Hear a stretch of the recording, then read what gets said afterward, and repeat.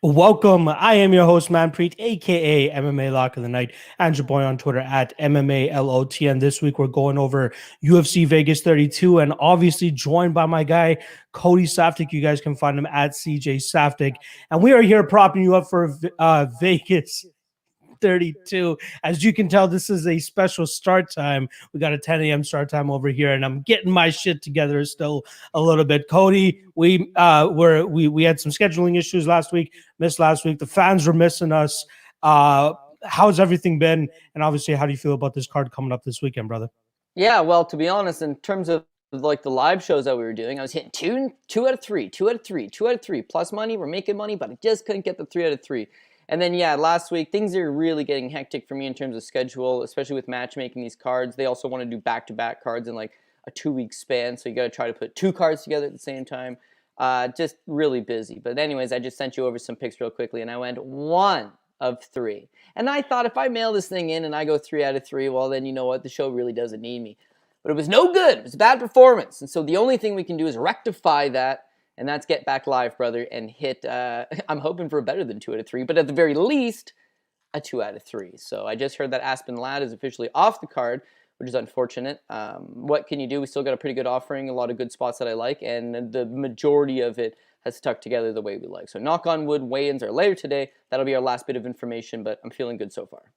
Absolutely, yeah. It's at least you went 1 of 3. I went 0 of 3 on my picks as well. Nascimento was supposed to get it done in round 1, but this guy just completely took the first round off and then decided to get it done in the second round. I believe my other one was Rodriguez in round 2. I thought Parsons would be able to at least survive to round 2, but Rodriguez got him out of there. But yeah, hopefully we get some extra winners here now that we got the luck of the live stream as well too. So we'll see how that goes down. Decent card. We did lose that Ladd and Chiasson fight like you were talking about, but we do have a solid serving of 11 fights for us to still go over. And we'll kick things off right off the bat with the fight that seems to be the talk of the town amongst the MMA Twitter world. We got Diana Belbita going up against Hannah Goldy.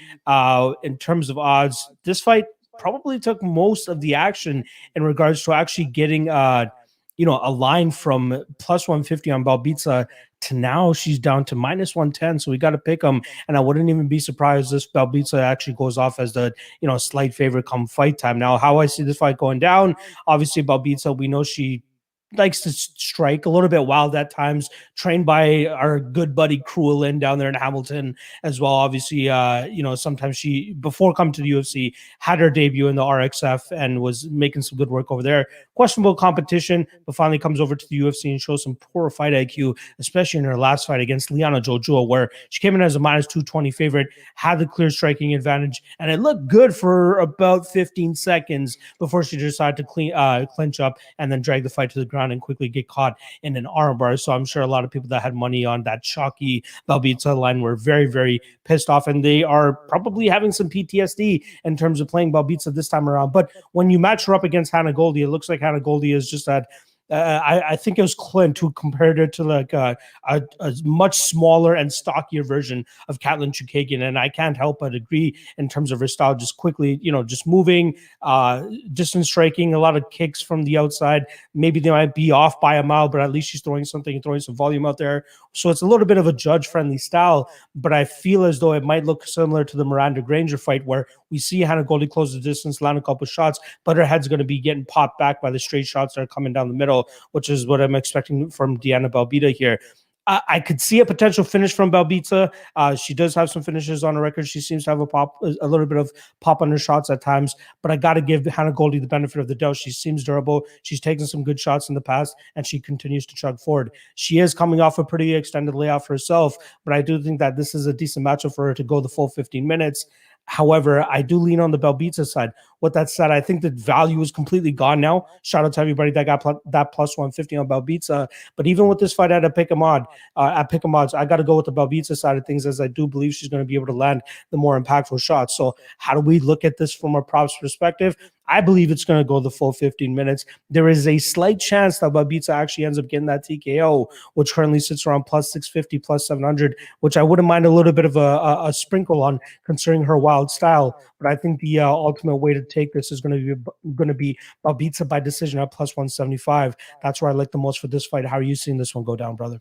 Yeah, pretty much the exact same way. I mean, we know that it's a pick'em type fight, and so when you can get plus 150 on a pick'em type fight, you jump on Belbita right away. Now that it's even money, that's probably where it should have been lined. Are we super confident Belbita? No, but we do agree with the assessment that she was a live underdog, and even at even money, I think that there's a little bit more upside to like there. What I don't like is that she's 11-1 in RXF in Romania, 2-5 when not in RXF in Romania. She has struggled at this level before. She's coming off a year-long layoff. And the striking, that's her advantage. I think we're all agreeing that she has the striking advantage here, but she had it in the Joshua fight. She just fought a terrible game plan. Is it because she doesn't like getting hit, or is it because she froze up in the moment? Well, those are things I don't know. But she's only 25 years old. The year off is going to be really good for her, really beneficial. Not only is she working with Cruellen and Hamilton, but she's working with guys like Adrian Woolley on her wrestling game, and guys like Kyle Nelson as her chief corner. You know, he's been in Las Vegas with her for the last couple of weeks. So they're definitely tying in the entire game for her. And again, at 25, you could see her getting a little bit better. Now, the problem with Hannah Goldy is it's the tale of two Hannah Goldies. If the one that showed up on the Contender Series against Callie Robbins shows up here, we've got a problem, man. She landed 164 significant strikes, most in Contender Series history. She was moving excellent, and there was a lot of backpedaling and outstriking. With Belbita, she's a little more wild, but I feel like if you go back to the Molly McCann fight, that wildness is working early, and then it's like, oh, her timing gets figured out, and then she starts throwing a little bit less. The output falls off a little bit more. Molly McCann works her way back into the fight. Could be a similar situation here, right? It could be a similar situation where she has success early, but kind of falls off the later the fight goes, and Goldie's able to pull away. But then you go, tale of two fights, that's her versus Callie Robbins.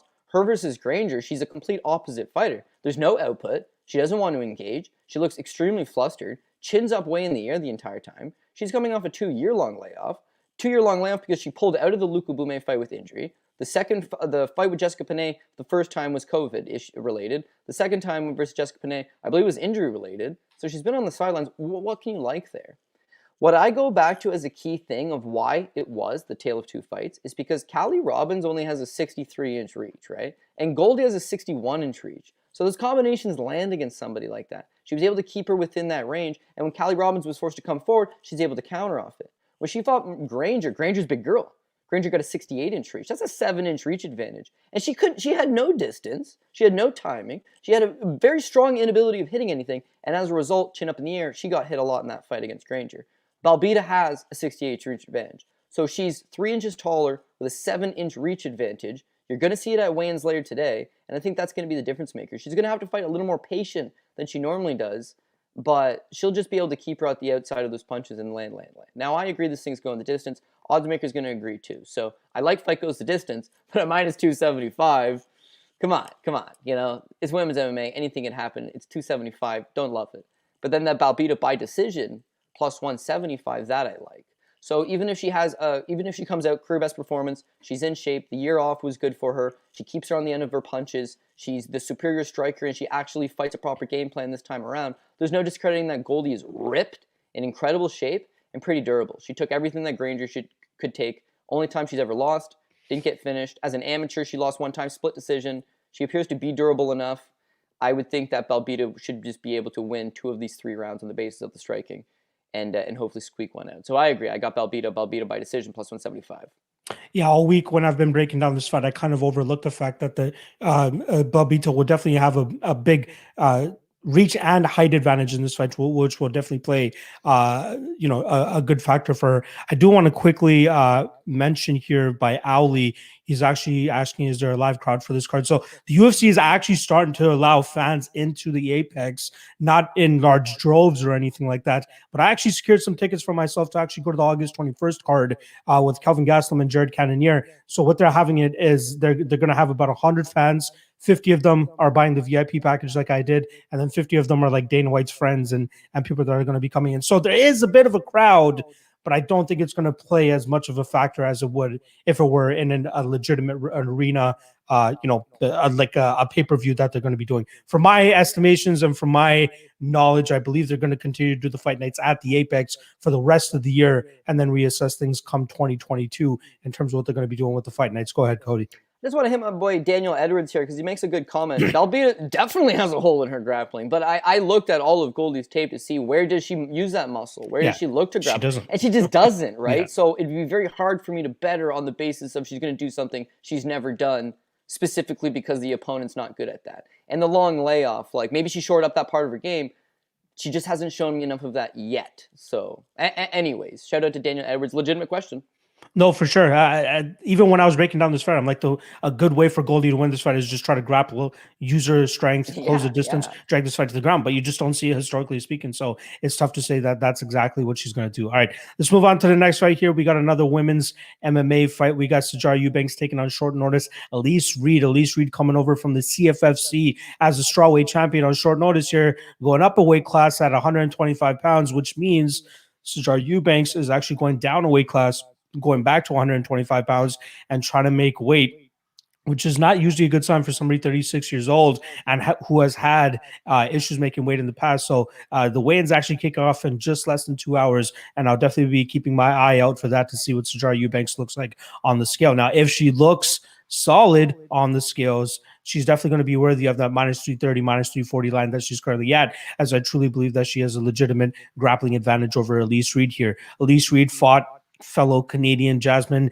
Vicious, I believe her name was, and had a solid performance there, which is where she was able to squeak out a victory and actually capture the strawweight title. I believe she's defended it twice since then, but there's one constant whenever you see her in those fights is that it seems like she struggles a little bit in those grappling situations. I can't count on one hand how many times I managed to see her get caught in an armbar of some sort, and she does remain calm and gets out of those bad positions. But I do believe that Sijara Eubanks is going to be the toughest black belt she's fought to date. So if she finds herself in a similar situation, I believe that we'll see Sijara actually get the tap. However, I think it's going to come a little bit easier for Sijara. I think that she'll have the size and grappling advantage in this spot. And the fact that she's already been going up against women at 135 pounds should translate here and allowing her to kind of dictate where this fight goes. I think she'll have massive amount of success in terms of dragging this fight to the ground, using her strength advantage, like I said, and then start getting that jiu-jitsu going, which should eventually, in my opinion, lead to her first ever UFC finish. I do think that Elise Reed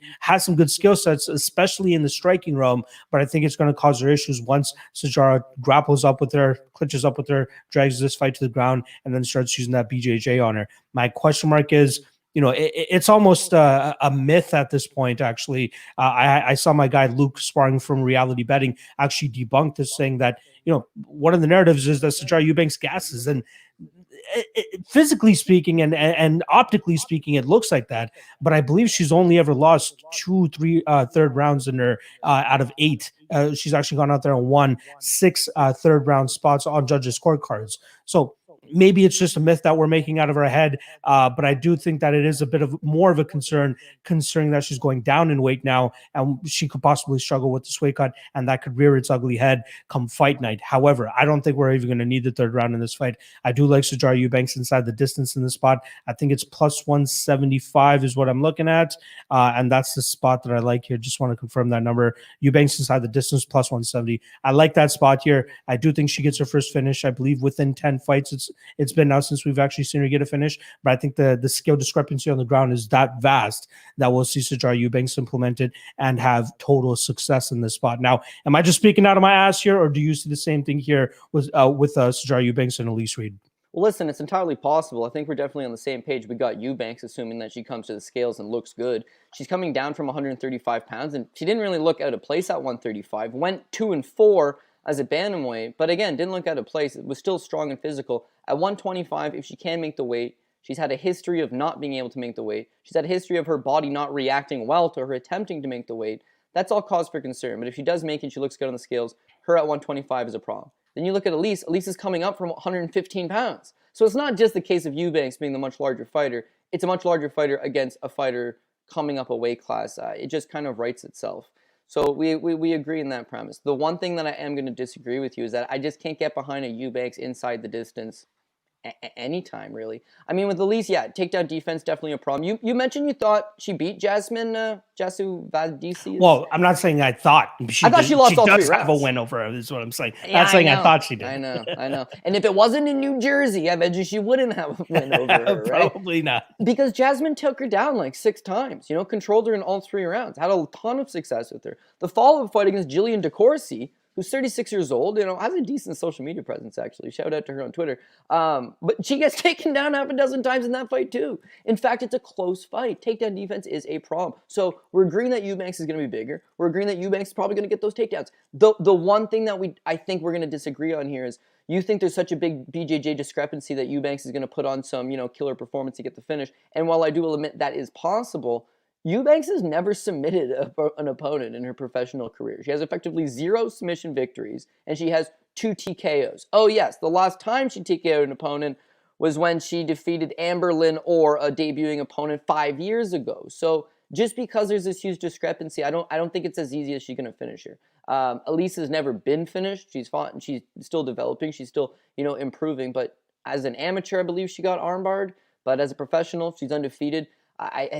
This is what I think is going to happen, okay? Eubanks gets those takedowns, and whereas she might be able to style on her and snag up a submission, even though she's never submitted anybody, even though she could, lay on some ground and pound and get a stoppage, because she's made this big weight cut to 125, she's not going to try to overexert herself and get a quick finish. Because if that quick finish was to not materialize, she's going to gas out and her body's going to shut down on her. I think she's going to score these takedowns and just establish pressure.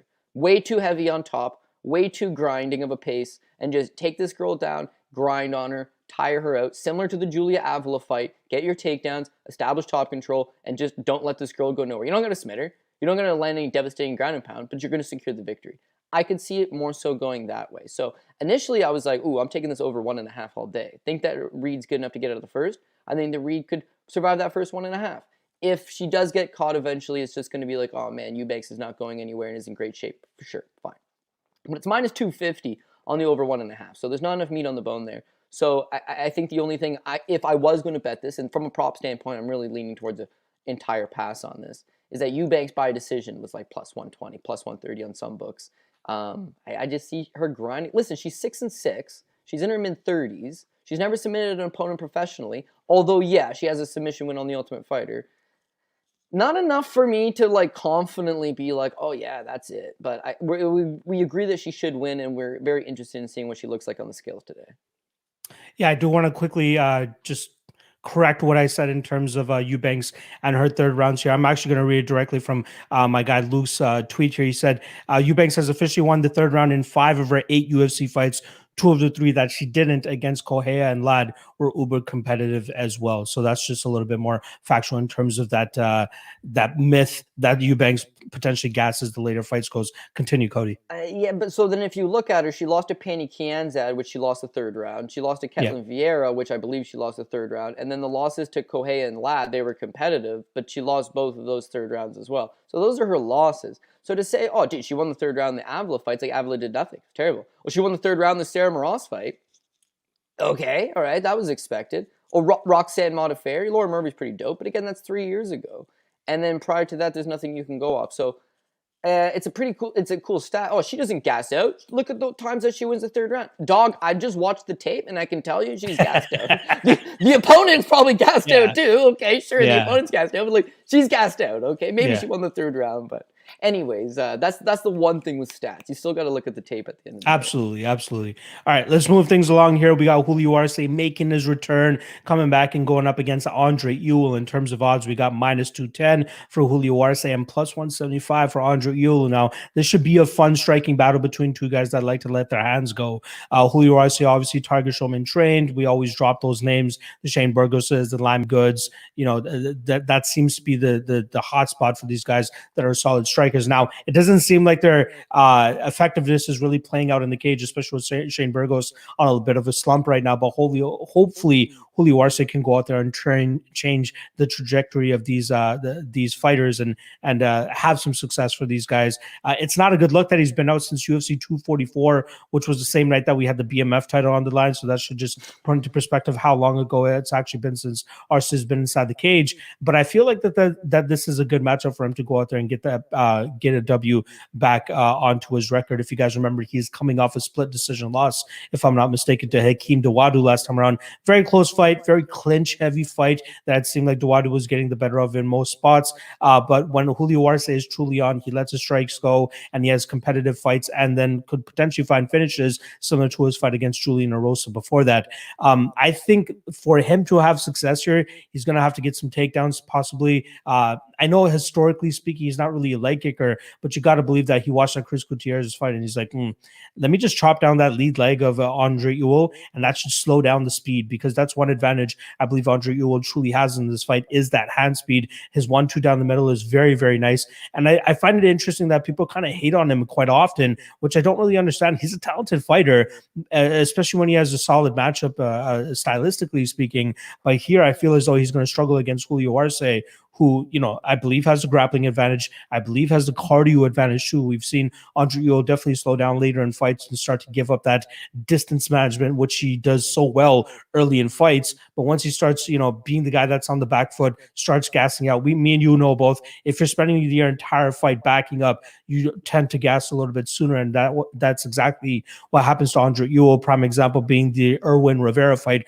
where we saw Rivera at an extreme size and reach disadvantage, being able to close the distance easier in the third round and landing his bigger shots. Julio Arce, I feel like, is going to pressure him a little bit here, get his hands going. And again, like I said, historically speaking, he's not a big leg kicker, but you got to believe that he has to adapt that a little bit here, especially with the reach and size difference that he's going to have to be dealing with Ewell here. In terms of the odds, the props, I'm a little bit stumped in terms of how this is going to go. I could see some potential violence, but I think ultimately we're going to see Arce win this by decision, which currently sits at plus 125. Just my only concern is the fact that he's been off for as long as he has. And, you can believe in ring rust or not, but dealing with a crisp and fast striker like Andre Ewell is going to quickly wake you up inside the octagon. And I'm not sure if it's going to be too late before he actually realizes it, but hopefully Arce can, wipe that rust off pretty early in this fight and then get back into his game, get back into his groove. And again, stylistically speaking, I think his striking style is much better compared to what you was going to be bringing to the table here. So I do like Arce by decision plus 125. That's going to be the side that I'm leaning with. How are you seeing this one go down, brother? Yeah, I'm hoping ring rust is not a factor at all, because if it's not, then Arce should be able to go out there and cruise on him, I believe. And when we talk about ring rust, maybe it's not a real thing. Dominic Cruz is pretty adamant it's not a real thing. And you and I have been speaking about the last number of weeks. There's always a guy in the card, whether it be Claudio Puelles, whether it be Yargis Danho, whether it be Rick Glenn. And then last week, we get Miesha Tate. These layoffs don't apparently mean nothing. You stay in good shape, you stay healthy, you train, you add new skills to your game, you come back as a better version of yourself. And I believe Arce can do that. I believe part of the reason he's been off is he got both of his elbows surgically repaired, or at least had some work done. So again, that's all cause for concern, especially because need you to extend full on those punches, man. This guy's got a big reach. You're going to have to get inside that distance. But again, I just think that he's better in pretty much all areas. In terms of the striking, whereas that is playing into Ewell's wheelhouse, and you do have to worry about the jab, Arce is an accredited kickboxer. He's also a former Golden Gloves boxer. I mean, solid guy all around. And I know what you're saying. It's like, I wish he'd kick more. But if I'm in the gym, I'm taking on this big, tall opponent, I think I'd go over to my old buddy, Jimmy Rivera, and say, Jimmy, you're 5'4". How do you fight these bigger guys? Jimmy would be like, buddy, take the leg out. And just exactly that. And if this thing was to strictly stay a kickboxing fight, I think Julio Arce would still be able to go get the victory. Listen, he was ultra competitive with Hakeem Dawodu through 3 rounds. I mean, that was a very close fight. The fact that he can go out there and perform at that level, the fight with Arce. Arce's a big, tall guy. He doesn't use his reach at all in that fight, but, he fights a taller opponent there. And you see by the third round, that combination capped off with that left high kick over the top. It was like, this guy is surgical with his approach. Meanwhile, Ewell, he lands a lot, and he fights off his back foot pretty well, and he has that reach, but he robbed Jonathan Martinez, who backed him up for the large majority of the fight. Irwin Rivera, a split decision victory over him, in which he definitely won, but Irwin backed him up for a large majority of the fight. And then his last time out against Chris Gutierrez, he got dropped by a head kick in the first round. He gets hurt a little bit in the first round, and then after that, it's just like he starts to fatigue. The forward pressure Gutierrez is not good for him. When he's taking on a guy like Arce, my argument would be this is actually a better opponent than the last 3 guys he's fought, which is, he's moving up the ranks, fair enough, even though he's coming off a loss. This is a much tougher opponent. When it's Arce, it looks like they're kind of getting his feet back wet. So let's say the layoff is affecting him. Let's say the surgery is affecting him, and let's say the striking isn't actually good enough. Well, that's when you mix in the takedowns. This guy's got a good ground game. He's solid on top, solid BJJ, and I think his wrestling would be good enough to go out and get those takedowns. And then last, but certainly not least, because again, we got to wrap up the show before weigh-ins caps off, Arce is going back to 135 pounds to this fight. I mean, he'd been fighting at 145, and he fought Hakeem Dawodu tooth and nail at 145 pounds. Now he's going down to bantamweight. Hasn't fought there in 5 years, but that's the natural weight class for him. That's the better weight class for him. And now the wrestling is going to be better. The striking is going to be heavier. Ewell's got that reach, but he's only 5'8". They're basically the same height. He's just got a long reach. I think that he's a good-sized bantamweight, and he should be able to go out there and show his best version of himself. Now, on the prop side of things, I completely agree with you. When Ewell gets tired, that's when you could theoretically take him out. You could take him out late. You can get that late finish. And with Arce, when he's on, I mean, he just keeps coming. But more likely than not, this ends up being largely a striking battle with a few takedowns mixed in the mix, and it's going to go to decision. Arce plus 120 by decision. That would be my lean in terms of a prop for this fight. I do want to give a shout out to Pepe Sylvia here saying Arce by decision, which is currently around plus 550, plus 555. Not too bad of a stab considering the grappling advantage he should have here. And then lastly, shout out to my guy PayPal My Money DFS saying Dan Tom did the numbers and fighters with a 2-year layoff have won 57% of the time. So there are some numbers to back it up there. Right. Not the most in favor, you know what I mean? It's still 50-50. I know. So it's 50-50. I was hoping it was going to be okay, but I'd like to see the numbers on guys coming off a 2-year-long layoff over the last 3 months or something, because it just seems like every week there's one. But I think if you did the entire year and looked it up, yeah, who knows? It's like Canadian fighters. I was like, dude, we've been shitting. Malcolm Gordon just got a win, but we've been shitting the bed lately in the UFC. So I looked at it and it's like Canadian fighters are actually like 8-8 in the UFC this year. It wasn't really all that bad, to be honest with you. Like in my mind, it was way worse. But that's because the beginning portion of the year they didn't fight at all. I don't know. There's just, again, that's why stats are sometimes skewing, but 57, hey, at least it's in our favor, right? By 7%. By 7%. If this is a numerical game, if this is Moneyball, they'd be like, holy shit, 7%? Yeah. Holy fuck. You know what that's called? That's called a sharp lean, my friend. You got an inside lean. I don't know. I don't think so, but I love it. One thing that I actually didn't allude to in terms of a prop for this fight, round 3. You know, I love seeking me a round 3 prop. This is a potential for a round 3 prop for Arce around plus 1375. So I'll definitely be targeting that and sprinkling that as well. All right, let's move on to the next fight. We got they keep switching around the card on us. I believe Randy Costa and Adrian Yanez are actually on the main card. And Topology hasn't updated yet, but we'll still go over it right now. Fuck it. Let's just go with Topology. We're going to go with Adrian Yanez against Randy Costa in this fight. Probably the most anticipated fight of the card. Minus 225 for Yanez, plus 185 for Randy Costa. These guys have been jibber-jabbering at each other in the most positive way possible over the last month and a half, 2 months. And we're finally getting it. The fans are finally getting the fight that they want. And stylistically speaking, you know, it could be much worse. These guys are very good in terms of what they bring to the table in the striking realm. So it should definitely be entertaining for as long as it lasts. Now, Randy Costa has been a guy that I look to go out there and fade every now and then, considering the fact that, you know, before coming to the UFC, 4-0, longest fight, 1 minute and 11 seconds, combined record of his opponents, 5-14. You know, the guy was being served up some tomato cans to make it to the UFC, and I think he made it to the UFC a little bit too early. But given his flashy style and given his record, you know, the UFC was definitely intrigued, and he brought it to the table. Well, he did drop his initial or his UFC debut to Brandon Davis, and we went out there and saw exactly, you know, what could be done if you can survive that first round against Randy Costa, and Brandon Davis kind of took full advantage of that. But since then, put together 2 solid knockout wins, Boston Salmon last time around, and then Journey Newsom the fight before that. And I actually had a little bit of a bet on Journey Newsom, as I believe that he was going to be able to endure that striking onslaught early, take the fight to the ground, and then find that submission probably in the second round. But Randy Costa, man, he strikes from such weird angles, has good movements. He's long and lanky for the division as well, and obviously has a lot of power in his shots too.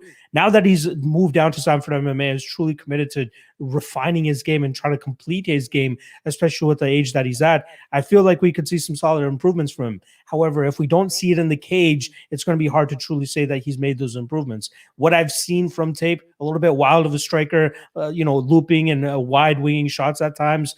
Does have some good head kicks, obviously as Journey Newsom knows. But I do think that Adrian Yanez's striking defense is going to be prime reason, number one, why he wins this fight. He has a nice high tight guard, which kind of protects his head, allows his opponents to kind of just hit him on the arms and on the guard more often than not whenever they're throwing the strikes. And especially with the way that Randy Costa fights, more than likely he's going to be hitting the guard unless he's throwing shots right down the middle. With that said, I think the tight striking boxing technique of Adrian Yanez will allow him to survive those shots and then get his own striking off and potentially knock out Randy Costa in the first or second round of this fight. I'm thinking that he's going to, not take a full Homer Simpson type approach, but let Randy Costa kind of just gas himself out, throwing his flashy spinning stuff or whatever he does, and then let Yanez's hard-nosed boxing game come into play and then find that knockout. So this fight should be fun. I wish the over-under, the overruling over under was actually 2.5 and not 1.5 in this spot, because I would take the under 2.5. Under 1.5, it gets a little bit sketchy, right? Adrian Yanez doesn't force anything. He just lets it come to him, and then eventually he's going to find that knockout. And exactly, I believe that's what's going to be happening this weekend. So in terms of props, Adrian Yanez by KO -110 makes the most sense here. But if you want to get a little bit riskier with it and go for the round prop, so I'm actually looking at Yanez in round 2 at +425. I do think that he'll take what Costa throws at him in round 1 and then parlay into getting a knockout in round 2 after we see Mr. Costa get a little bit too wild as he's shown in the past. How do you see this fight going down? Yeah, again, pretty much the exact same thing. I mean, Randy Costa is super dangerous, but at least from what we've seen, he's super dangerous for one single round. I mean, he's only lost to Brandon Davis was the only time he got out of the very first round. And even if you watch back that Davis fight, man, he comes out hot and hurts Davis early in the first, but like he just doesn't have the cardio to sustain it. Now that he's at Sanford MMA, man, not only is he committed to one of the best gyms in the world, but he's committed to that 10 in South Florida. My God, his last fight with Journey Newson. You see, he's like 2 different colors. His trunk line is just a little too high. Even Anik talked about it too. He goes, you can definitely tell he spent time down in Florida. Yeah, and it's just like, oh shit. And then I'll give him one thing. He moved way better. Like that debut against Brandon Davis, it was like, oh my God, this guy's not going to last long in the UFC. And then to his credit, he looked decent for a short notice replacement who was 4-0 against nobodies. And then has, again, to his credit, has gone out and gotten 2 first-round victories since then. He's making a little bit name for himself. He's clearly got a lot of power. And this lead up to the fight, I've never seen anything like it in my life. I've never seen a fight promoted in such a manner. Me and Paul kind of shot the shit about it. I told him I didn't like it at all. He liked it. And I will give him credit. At least he's trying something. Like, who gives a shit about Randy Costa? But you go out there, you put yourself out there. Now all of a sudden he's got people messaging him, oh, I'm team this, I'm team that. You're engaging with your audience. That's how you build yourself up. You keep knocking people out. You keep engaging your fan base. That's how you're going to become a fan favorite. And so he called out Adrian Yanez, and that's a tough call out, dude. Who the hell wants to fight Yanez, especially the way he's been looking? And I know what the argument is. Well, who's Yanez beat? To this point, yeah, maybe nobody. But it's the way he's doing it. It's the way he's improving. It's the way he's getting more comfortable in his own skin routinely. 2 pro losses, both of them by split decision. And those losses are largely because he has a bit of a grappling deficiency, at least right now. But Randy Costa doesn't figure to take him down and exploit that. He's going to stand with him. And if he tries to bum rush him, he's going to get countered. If he comes out all buddy-buddy with him, because they've been really buddy-buddy during this entire lead-up. Weirdly buddy-buddy. Weird. Honestly, I think weird on Costa's part. Like, it's kind of, I don't want to say creepy. I won't go as far as to say creepy, but it's strange, right? Yanez, whatever. Hopefully he goes out there and gets a $50,000 bonus KO in this foo, sending him back to the gym. But yeah, I can't discredit the fact that the kid's wild. He's got a lot of power. If you're playing multiple DraftKings teams, it's the kind of guy that you might throw as a floater on a couple lineups because you're going to get a lot of salary relief. And what his upside is that first round finish with a ton of points scored. But again, you go back to Yanez. Both of his losses are split decisions. He seems pretty durable. He's got that high guard. Another thing Shaughnessy mentioned that, again, he's pretty close on that, is that he's got a similar striking style to George Masvidal. He's got that high guard, and he loves countering perfectly. When you look at him versus Lopez his last time out, man, it is a tight performance. Everything's on point, on the money. He does get nailed with a nice right hand early in the first and just walks right through it, takes it like nothing. But that counter shot that drops him, that counter right, it's like a thing of beauty, It's just like a step back, bang, this guy's out, face first on the canvas, walks around. I love seeing 3rd round KOs. I don't care for Randy Costa's 1st round KOs because you don't really get to know anything. The guy comes at you, he puts you away. How does he look beyond that? Well, we've only seen it once, and it was the fight he lost against Brandon Davis. With Yanez, it's like the power carries. Oh, he doesn't knock you out in the first? That's okay. Maybe I'll get you in the second. Don't get you in the second? Don't worry. 5 more minutes in the third.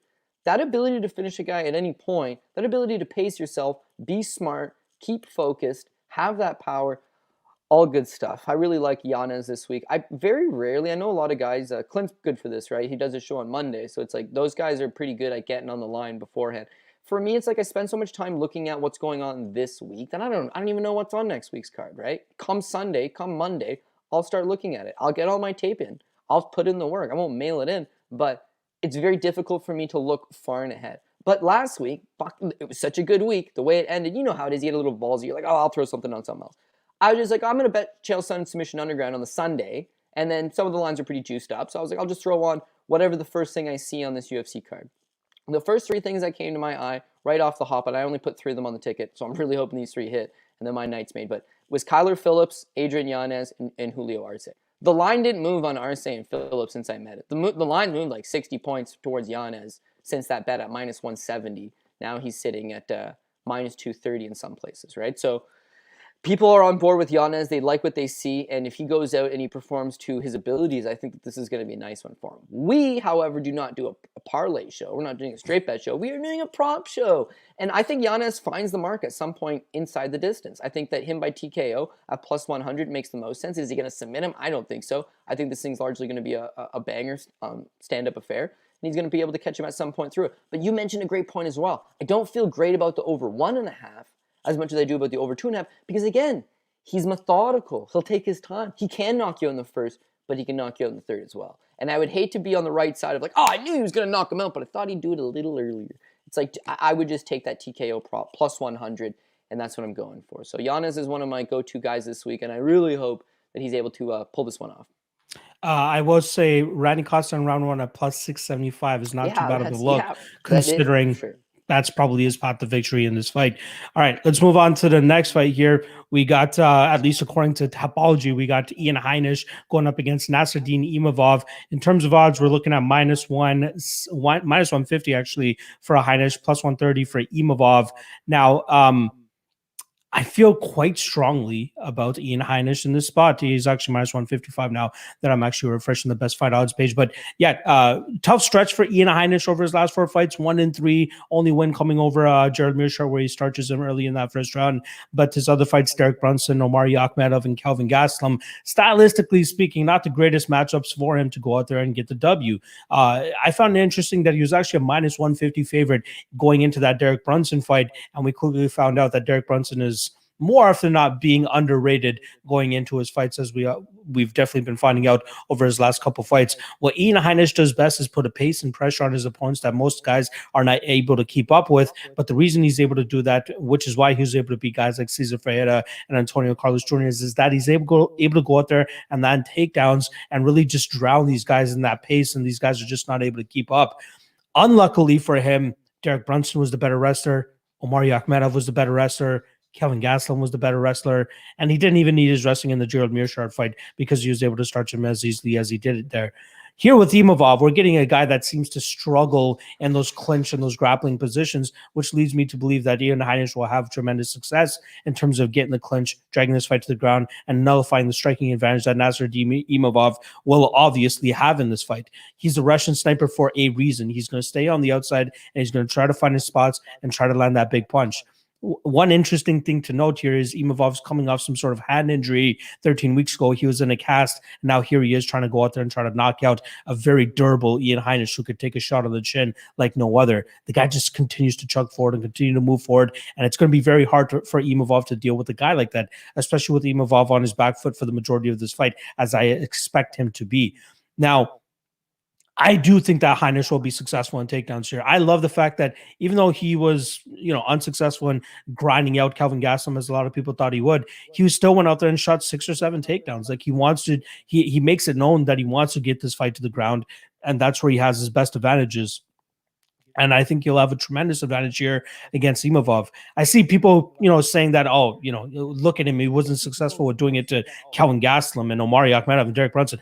Of course not. Those guys have better grappling pedigrees than he does. Ian Heinisch kind of developed it a little bit later than these guys and has used it effectively against lesser grapplers.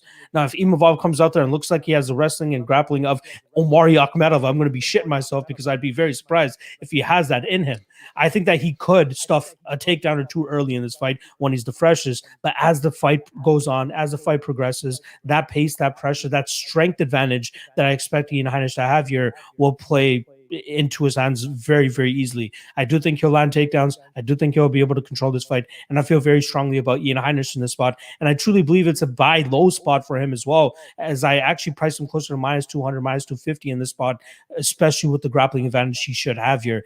If he had some durability issues, then I'd be a little bit more concerned about Imavov finding that kill shot. But from all accounts, he's taken some good shots and continues to come forward. He's been rocked. He's been hurt in the past, but he's never totally been put out because he has great self-awareness, and especially in those situations where he gets rocked and dropped, he comes back, either just seeks a takedown or whatever it is.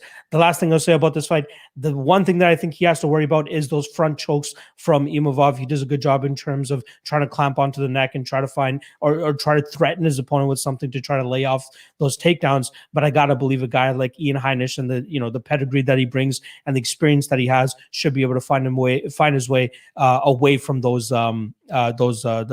choke attempts. And one more thing I'll say, seems like he completely is devoted to that Sanford MMA camp now. According to his IG, he just bought a house a couple months ago with his wife down in Florida. So you got to believe that he's fully invested in terms of turning his career around, trying to get out of this 1-3 slump, and aligning himself with a team like with Sanford MMA is only great for him. Not to mention, who's one of his training partners? The last guy to fight Imavov, Phil Haas. I'm sure Phil Haas has a couple things to tell Imavov in terms of look out for those front chokes, whatever the fuck it is. With that said, Sanford MMA already has a game plan to go out there and beat a guy like Imavov. How much can Imavov go out there and truly improve his takedown defense? It's usually not that good in terms of chances of guys going out there and knowing, okay, this guy's probably going to take me down. Let me just drill takedown defense and that should help me. It's not that easy. Me and you both know that. If it was that easy, Khabib wouldn't be undefeated at this time because we all know what the fuck his game plan is. I'm going to take you down, right? Not saying Ian Heinisch is Khabib or anything like that, but he does bring a pace and pressure that should potentially break Imavov later that this fight goes. So in terms of odds, I'm liking the overs here. The durability on both guys seems to be decent. But I will say I do think that there's a possible finishing opportunity for Heinisch the later that this fight goes, especially with the success I expect him to have in the grappling realm. Not to mention much better gas tank than Phil Haas. So I'd be surprised if he found himself on wobbly street in the third round in this spot. But I do like Heinisch by decision, which is my favorite prop here, plus 145. But I might have to take a little bit of a sprinkle on Heinisch in round 3 at plus 1575 as well, because I do think that there's going to be some finishing opportunities there for him. Cody, how do you feel about this one? Yeah, the exact same way. Honestly, I lean towards the Heinisch by decision, but I think that the later the fight goes, if he does come out here in great shape, he could put it on him for sure and force himself a stoppage. So yeah, I agree in that. Imavov was a massive letdown for me last time out. I praised this guy coming out of Dagestan, and then he ended up over at Fight Factory Paris, right? Working with. I mean, obviously he's not working with Cyril Gane and Francis Ngannou and those guys, but I just mean they've done a really good job of taking these prospects, getting them to the UFC, getting them ready. Imavov's case, it's like he beat Jonathan Meunier, a UFC veteran out of Canada, over in Aries FC. Then he debuts against Jordan Williams. I was all over him in the Jordan Williams fight, and he got kind of hurt in the first round. He kind of did the stanky leg, but then after that, comes back, outputs there, looks good. So now I'm backing him against Phil Haas. We got plus money on him straight up. We got good plus money on him by TKO and him inside the distance. It's like, all right, let's go.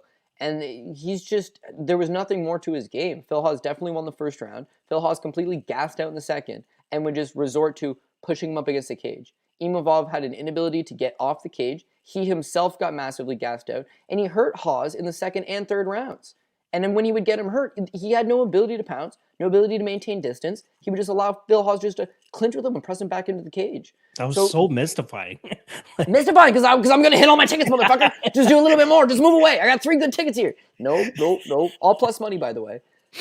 That was frustrating as fuck, right? So now you have Ian Heinisch, and it's like, even though Heinisch is more of a, he'll strike more than he'll just resort to just spam grinding you. The fact that he can spam grind you means that even if this fight isn't going his way standing, he has a plan B. He can complete those takedowns. Once he does get to the ground, he's just going to rinse and repeat. The guy is ultra durable. You mentioned the fact that his 3 fights in the UFC that he's lost are all by decision. The dude went to Rikers Island and spent some time in jail. Like, he's obviously quite durable, and he's taking his shit seriously. And so what worries me about the TKO, actually, is that, if you remember this, the Gerald Mearshart fight, he goes in, he blasts Gerald Mearshart, it's a minute 14, and he had spent the camp at Tiger Muay Thai in Thailand. Now, the pandemic happens, it's like, oh shit, no, you can't really stay in Thailand. So he comes back home, he loses to Kelvin Gastelum. Mind you, Kelvin Gastelum took him down 6 times, so he didn't really have an ability to show off that striking. And then now he's at Sanford. Now he's full-time at Sanford. And I would reckon his striking is still getting better, still improving. He has power. And the last time he spent an entire camp at a striking-heavy gym with top coaches, you saw the immediate improvements. This could be a lot of the same thing. Imavov's going to be able to last that first round. Imavov might be able to last the first 2 rounds. But if Nasruddin tires at any point, Ian Heinisch is still taking him down, still ground and pounding him, still landing that big overhand right when they're standing. He's definitely live for like a later finish. So hedging yourself out with that 3rd round Heinisch TKO doesn't seem like the worst thing in the world. I agree with a lot of those points. And then the last thing is, again, when you look at Heinisch's run, it's like, man, matchmakers have not been kind to this guy whatsoever. Fought on Contender Series against Justin Sumter. That one doesn't matter, but Sumter was looking to wrestle. He was a grappler. Fair. Debut against Cesar Ferreira. He got taken down 5 times. Ferreira's only looking to pull you down and grapple you. Then he gets Antonio Carlos Jr. Only looking to pull you down and grapple you. Derek Brunson, high-level wrestler, take you down, grapple you. Omar Akhmedov, what? Why is he still getting these guys? And then just for good measure, they give him Mearshart. Mearshart doesn't get grappling quick enough, and he folds up. And then they give him Kelvin Gastelum, who, although could strike, just decided he didn't want to strike with this guy. This guy's a big body. This guy's in good shape. You know what? I'm just going to look to wrestle him. And that's what he did. So realistically, like, it's actually impressive that he's won more fights than he's lost, because whenever he fights an opponent, they've got the same plan. I'm going to take this guy and ground him. So he's not able to show you the best of his abilities because he is worried about those takedowns, right? Against Imavov, he's not going to get taken down. If he does get taken down, he's going to get right back up. He's got the cardio advantage. He's got the durability advantage. And the one advantage that we're going to give Imavov, which is the striking, could be a lot closer than you think. Could even be an advantage Heinisch. We don't know yet, but there's not that big of a discrepancy. So at minus 150, yeah, the money line looks pretty tight. As far as the prop goes, again, I lean towards that Heinisch by decision, plus 135. That looks like a nice price tag. That looks like something I like. But Imavov will always find a way to screw me somehow, you know? And he'll get even finished. with the dub here, you think? yeah. Like, very frustrating indeed. You take that kid, you put him at ATT for 2 years, yeah, I'll take him again. You put him at Extreme Couture for a couple of years, I'll take him again. You know, you put him at a mega gym, sure. The one thing with being over in France is that he's not working with Ngannou, who's gone in Vegas. He's not working with Gane. They're all heavyweights anyways, but who's gone and is in American Top Team in Florida, right? Taylor Lapilus is pretty dope, but he's a bantamweight. His brother's shot to bits. And who else is at the gym? Alan Bodo. How did he look, right? And you working with that guy? I don't know. Like, I'd hate knocking on gyms, right? I think any gym can produce a gem. But at some point, we all have to realize that your coaches can go with you to American Top Team. Your coaches can go with you to San Diego. But you need to go where the bodies are, right? That's the thing. It's no knock against your gym and your coaching staff and the 2 guys you work with. But a lot of gyms, it's like, oh, yeah, I work with this guy. He's a bantamweight. And I work with that guy's a light heavyweight. It's like, neither of these guys are within 2 weight classes of you. But, you know, oh, well, we get work and they push me. They motivate me. They're good guys. If you're not in there sparring, and you're not wrestling D1 quality guys, if you're not grappling BJJ black belts, if you're not sparring, you know, high-level accredited strikers routinely, like, yeah, you're only going to rely on a puncher's chance. That's what it becomes. And so that's kind of what I feel with Imavov. Still got a puncher's chance, but against Heinisch, you're going to knock him out? Woohoo! Good luck, my friend. He's super durable. So I agree. I got Heinisch, hoping he gets the decision, but could see it ending just a tad early of that. I've seen people a little bit too harsh on Heinisch this whole week, saying, oh, you know, he's never really panned out. But what are you talking about? Kelvin Gastelum, high-level fighter. Omar Akhmedov, solid fighter. Derek Brunson, solid fighter. Winning there as a minus 150 favorite lets you know the public perception of Yanez Heinisch and what kind of potential people expected him to have. So I think he could still go out there and fulfill that potential. But fuck, give this guy some favorable matchups here and there. Right? Like, Jesus. Hell yeah. Dude, Antonio Carlos Jr. would ragdoll Nasruddin Imavov. Right? He fights at 205 now, and he looks pretty good. And it would be like easy body lock takedown, take your back, control you, rinse and repeat. And once he got tired, Imavov would be tired too. So what would be the worry there? Like Heinisch he's fighting high level guy. Calvin Gastelum fought for a world title and was Yeah. 2-2 going into the fifth. Mario Akhmedov is a perennial top 15 guy who's fought some of the top guys in the sport. Derek Brunson's currently on a resurgence, making a run for the title. Like, okay, so he's lost to those guys. What about the step below? Oh yeah, he kicks their asses. Okay, well guess what? This is a step below. I think we're hammering the same points, man. And now I feel too confident about it. Hopefully Imavov doesn't find a way to get me again. I feel like I've swayed a couple people this week with the Heinisch take, but again, it's hard to overlook, especially with the grappling advantage he should have in this fight. All right, let's move on to the next fight here. We got Punahele Soriano going up against Brendan Allen. This fight has been a pick'em all week. I expected the line to move one way or the other, but it hasn't. It stayed around -110, -115 for either guy. Now, pretty easy to break this fight down, right? We got Soriano that wants to go out there, probably get it done early, find that big power, and get Brendan Allen out of there within the first round or two.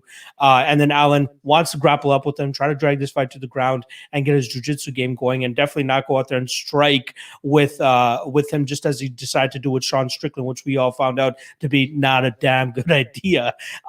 Even though he's down there at Stanford MMA for a couple of camps now, you got to believe that he has been raising his confidence with the striking, but it'd be absolutely batshit crazy if he thinks he can go out there and stand with Soriano for the first 5 minutes of this fight. Soriano has a decent wrestling background of his own, which leads me to believe that in the early spots of this fight, he should be able to keep this fight vertical, and that should allow him to at least implement his heavy striking game. But the further that this fight goes, this seems to be a prime example of you taking advantage of live betting, because I believe that Soriano will have the advantage in the first round, which should make Allen a solid dog going into the second round, but that should allow him to start implementing his game and possibly being successful with takedowns as Soriano starts to slow down. Now, Soriano does have a decision win against Jamie Pickett on the Contender Series, but me and you probably share the same sentiments about the level of skills that Jamie Pickett brings to the table here, which, I believe that, a decent win for Puna, but, it's Jamie Pickett at the end of the day. I think Allen definitely has a lot more to offer in resistance here. Again, grappler versus striker, cardio versus non-cardio. We've seen Brendan Allen go 5 rounds in the LFA before. The guy definitely has a good gas tank on him. But I think he's going to struggle with the power here of Soriano. I think Soriano is going to eventually find that chin. I think he's going to be able to put him down here. So easiest props to pinpoint for Puna by KO +165, Puna in round 1 +300. I like that round 1 prop at +300. I'm going to be taking a bit of a stab there. But yeah, even Puna by KO at +165 isn't too bad of a shot either. How are you feeling about this matchup? Yeah, I feel like you can see my notes or something, because that's what I marked down as well, was Soriano by TKO +165. That's kind of only the real prop that I liked in this spot, is that we know his ability to finish fights, and we know with Brendan Allen, sometimes he is, maybe durability could be called into question. With Puna, I'll admit the one thing with Jamie Pickett, right? With Jamie Pickett limited, this and that, okay, sure, but Jamie Pickett's super durable, never been knocked out, fought some tough guys, taken some tough shots, and so at least Soriano got 3 rounds in that situation. We saw him get tired. A lot of the narrative, again, you brought it up yourself, is Soriano probably looks good in the first round, but if he doesn't finish in the first round, Brendan Allen should be able to take over. But Brendan Allen's cardio suspect as well. I mean, he gassed out hard against Kyle Daukaus and lost the 3rd round to a short notice replacement that night.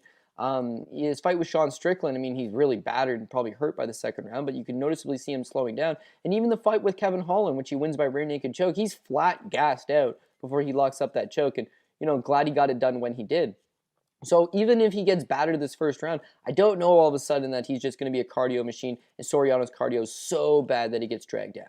The other things that are worth noting is that Soriano was a D3 All-American in wrestling, so he's actually got the wrestling advantage. He's the better wrestler. He's also comes from a judo background, and he's going to be very difficult to take down. But he's full-time out of Extreme Couture, managed by Ali Abdelaziz, part of the reason why he got that Contender Series contract, even though it was somewhat of a lackluster win over Jamie Pickett. And since then, in the UFC, he's looked really good. So he's full-time in the room right now with standouts such as Alexander Gustafsson, Chris Curtis, but probably more notably, 2 of his top training partners are Khamzat Chimaev, who's definitely going to have him ready for a lot of these spots against big, tough guys, and Sean Strickland. Sean Strickland, the last guy to absolutely beat Brendan Allen pillar to post. So if Brendan Allen's game plan is go out there and take this guy down and control him, he's been doing a camp with Chimaev, right? Chances are he's going to be pretty, at least ready for that situation. Strickland will be able to give him some inside advice. Thoughts all well and good. Keep this fight standing.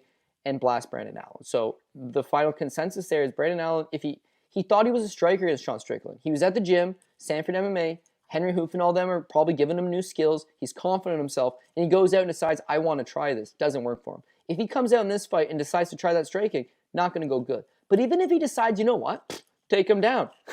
Soriano's got the wrestling advantage and just like the better takedown defense. So I think he'll stuff those takedowns, keep it standing, and knock him out. You know, I'd like to take a poke at that minus or the under 1.5. But again, I don't really like under 1.5. If anything, I like over 1.5. But the TKO at plus 165, I think that tells you pretty much everything you need to know. So am I worried that Sanford MMA's got 3 guys on this card, Randy Costa, Ian Heinisch, and now Brandon Allen? They're going to be in good shape. They're going to be ready. The whole coaching staff's down. They're prepared. Yeah, sure. You know, it motivates you when you've got a bunch of training partners on the card for sure.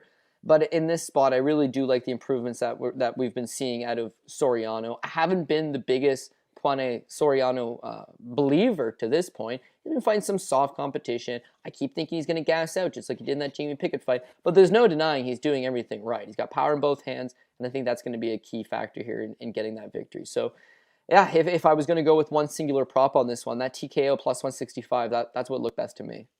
I know it seems like we've been blowing Sanford MMA for the last couple of weeks, but we do definitely have to give some credit to Extreme Couture and Eric Nixick. Very solid training camp there that Soriano is going to be having as well. I'm sure they got a great game plan to go out there and utilize Puna's strengths to its best abilities. All right, let's move on to the next fight here. We got Mickey Gall going up against Jordan Williams. In terms of odds, we're looking at minus 170 for Williams and plus 150 for Mickey Gall. Probably the one fight that I named like the pass of the week. I mean, it's very difficult to have uber confidence in either guy here. We got Jordan Williams coming down a weight class now. He has fought at 170 in the past earlier in his career, but he did find a home for himself at 185. Well, not even 185. It seems like he was always weighing in at like 180, 182 because he just never cuts weight. So maybe it seems like MMA fighting wise and weight wise, 170 seems to be better for him. But we all know the story, the diabetes and all that type of stuff. It's not great for him to cut weight and all that type of shit. So I'm very excited or interested to see what he looks like on the scales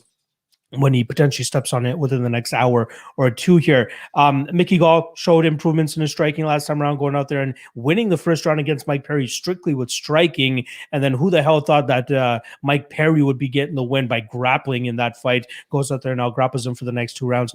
Mickey Gall dominated in the grappling. Exactly. Yeah, good point. Not to mention, Mickey Gall seemed to have a little bit of cardio issues in that fight. Seems to be something that plagues him throughout his career. But even on the other side, Jordan Williams seems to have a cardio issue of his own, which could potentially come into play in this fight. I think Jordan Williams is the heavier striker, obviously being able to dispatch with Gregory Rodriguez a couple fights ago on the Contender Series, earning himself a contract. And he's one of those few guys that went out there and had to compete 3 times on the Contender Series to finally get that contract. The first one, I believe, was overchanged to a no contest due to a positive drug test from Jordan Williams, if I'm not mistaken. Then after that, he has that very close fight against, I believe the kid's name was Ramazan Kuramagomedov. A very close fight, loses that via decision, but then goes out there and beats Gregory Rodriguez as effectively as he did, especially with that first round knockout.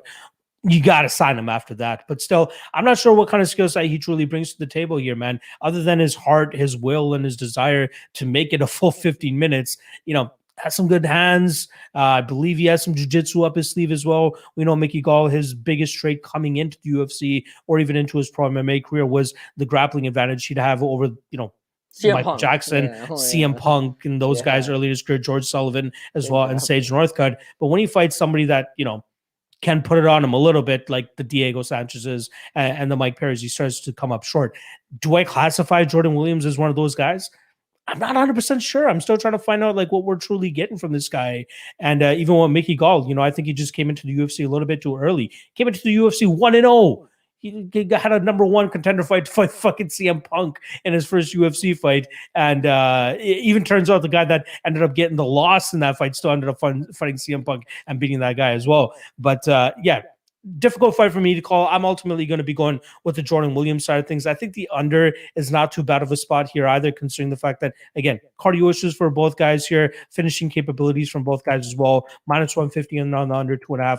I don't mind that. I'm going on the Jordan Williams side of things. I think he actually finds the chin of Mickey Gall and puts him down here at plus 190. I don't mind that spot. But again, very little confidence in this fight. This is my personal pass of the week. I'm hoping that you have some more stronger opinions about this fight that could potentially steer our viewers in the right direction. How do you feel about this matchup? Yeah, I mean, not overly. To be honest with you, I looked at the. I see you got the under again, but I looked at the over, and the fight goes the distance was plus 110, and the over 2.5 was plus 100. There was 10-point difference between fight goes the distance and the over 2.5. So I actually like the over 2.5 in that spot. Mickey Gall, again, yeah, like you mentioned, they've kind of thrown him in there relatively tough considering he didn't have any experience. He came to the UFC. He was a 3-0 amateur fighter who just not ready for this. Wins his debut in front of Dana White, calls him out, and then you get Mike Jackson. Well, you can do that. And then you get CM Punk. Okay, well, you can do that.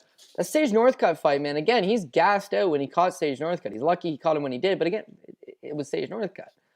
Randy Brown's legit. He looked massively out of place, and he gassed out. Second time we've seen him gas out. George Sullivan, he was out of place. He can win that. Diego Sanchez beat him up bad. TKO'd him. But again, it's minus 250 favorite in that fight. Mickey Gall was. Yeah, and I remember on the show, Shaughnessy and I did the preview show, and we were both on Diego Sanchez for the pure basis of Sanchez never been submitted in his pro career.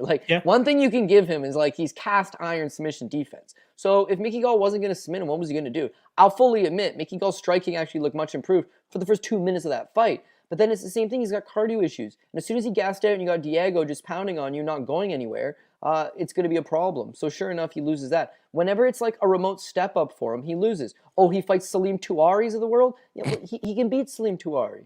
And then he gets Mike Perry and loses that one as well. That one's the most concerning because, again, his striking did look improved. He'd been working with Joe Schilling. He'd been working with Donald Cerrone. He'd been making a lot of improvements to his overall striking game. He comes out, he outstruck Mike Perry for the first 3 or 4 minutes. And then it was like, he's known as a grappler. And Perry, of all people, dominates him in the grappling department. So what can you like at him? I don't know. But he's been off a year. This is a kid that was making a lot of improvements fight to fight. But it's just not enough improvements to fight an elite level of opposition. Jordan Williams is not an elite level of opposition. So Mickey Gall could come out here and surprise a lot of people in that he is competitive.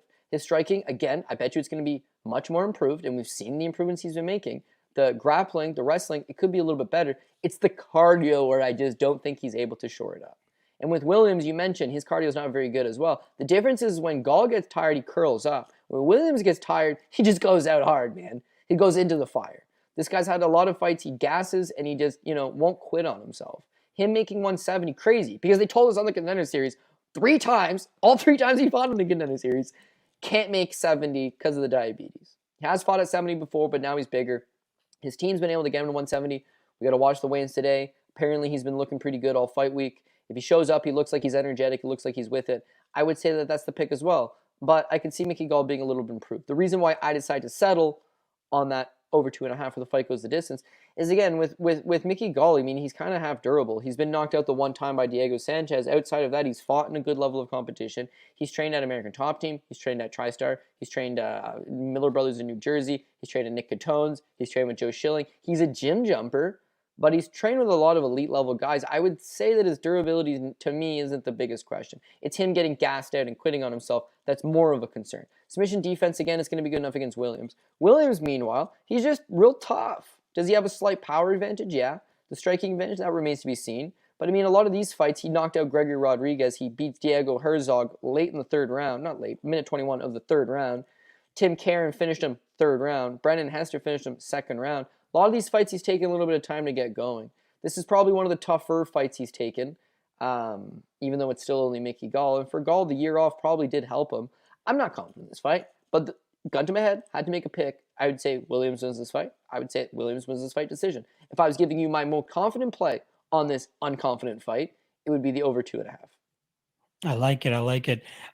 Reminder for you guys, make sure you guys hit that like, hit that subscribe, and obviously hit CJ MMA's YouTube channel as well and drop a subscribe over there. The link is in the description below. We got 4 fights left to go for you guys, and I'm kind of surprised at the amount of activity that we're getting at this early, 11 a.m. We got 265 live viewers.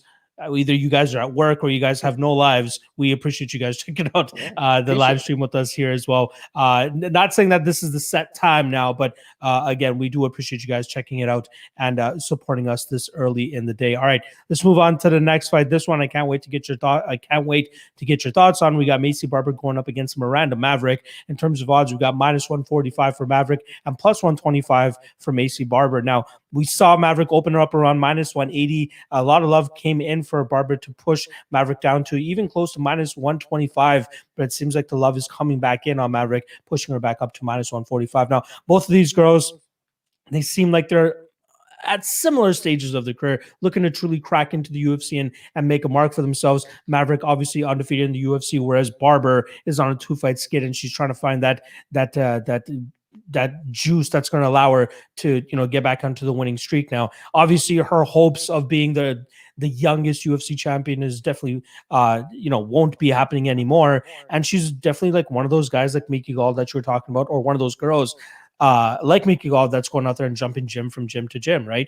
We saw her at Izzy Wrestling before. We saw her at Rufus Sport. Now, apparently, she's working over there at Team Alpha Male with those guys in Sacramento and seeing if she can round out her game in that spot. Now, I feel like the striking is going to be quite competitive in this fight. Both girls are making improvements. I believe that Maycee Barber, optically speaking, will look like she's a better fighter just because she seems a little bit more flashy and a little bit more comfortable on the feet. But Miranda Maverick is quite hard-nosed with the striking, has some good power in her hands as we've seen in the past. And with the improvements that she's going to be making on a fight-to-fight basis, I wouldn't be surprised if she goes out there and absolutely outstrikes Maycee Barber in this fight. Not saying that's what's going to happen, but I do think the striking exchanges here will be competitive. The power, I think, is going to be competitive as well. I think both women have some good pop in their shots and can definitely lay some damage on their opponents. Maycee Barber is obviously more renowned for that, considering how many people she's been able to put away with her striking. But I think that Maverick is slowly building that in herself. I think the difference maker here, though, is going to be the fact that Maverick has great fight IQ and should be able to drag this fight to the ground and find the opportune moments to land those takedowns and shoot when Maycee Barber might be overextending on a couple combinations or something like that. So I do like Miranda Maverick in this spot. I like the progression that we're seeing from her. She may not be from a glamour gym or anything like that. I think her main head coach is Mackin Semizer, a former UFC fighter from back in the day. So, it's been a long time. I believe he was in the WEC as well, if I'm not mistaken. But she's one of those products that goes out there and shows you don't need to be at a big MMA gym to have some success and show progress and solid improvements on a fight-to-fight basis. And it's working out for her right now. And I do think that it's going to work out for her tomorrow night as well when she goes out there and puts on a full display of MMA here against Maycee Barber, centered around well-timed takedowns and control time here against Barber. So I do like Maverick, like I said. Obviously, by decision is probably the way that I'm going to go. Plus 145, I don't mind that. The over 2.5 is a little juiced at minus 210, but I don't mind that as a potential parlay piece as well, because I do think that both girls are quite durable here, and I do think that it's going to go the full 15 minutes, but I do side with the Maverick side, the favorite, and obviously that decision prop, like I said, plus 145, not too bad of a spot here. How do you feel about this matchup between these two up-and-coming flyweights, and who do you ultimately think gets their hand raised? Dude, I'm just glad you brought up Mackin Severinser. I saw you light up immediately. Yeah. Dude, he fought Wagner Fabiano, right? Wagner is the fucking man, okay? He's like stud in IFL champion, undefeated. He's a Brazilian Jiu-Jitsu black belt. He's one of the Nova União, like, top go-to guys. He romps the grappling competition. He signs to WEC. Sky's the limit for him. This guy's going all the way. Nobody can light a match next to him. Mackin Severinser, like 5-1 underdog, taken down right away, purple belt, slams up a triangle choke and chokes out Wagner Fabiano with a triangle. And it was, to me, like, as far as jiu-jitsu goes, the biggest upset I had ever seen in my life. This guy's totally badass. And I know where I shit on little gyms before and said, yeah, you got to go get the bodies. The difference there is one guy's at ATT, one guy's at Sanford MMA, one guy's at Extreme Couture. You got to compete hard there, right? It's better to stay at a small gym with your same coach and your same training partners than being a gym jumper. Fact, it is better to stay in your small town than to go to a zillion different places with a zillion different coaches. No one follows you. No one's invested in you.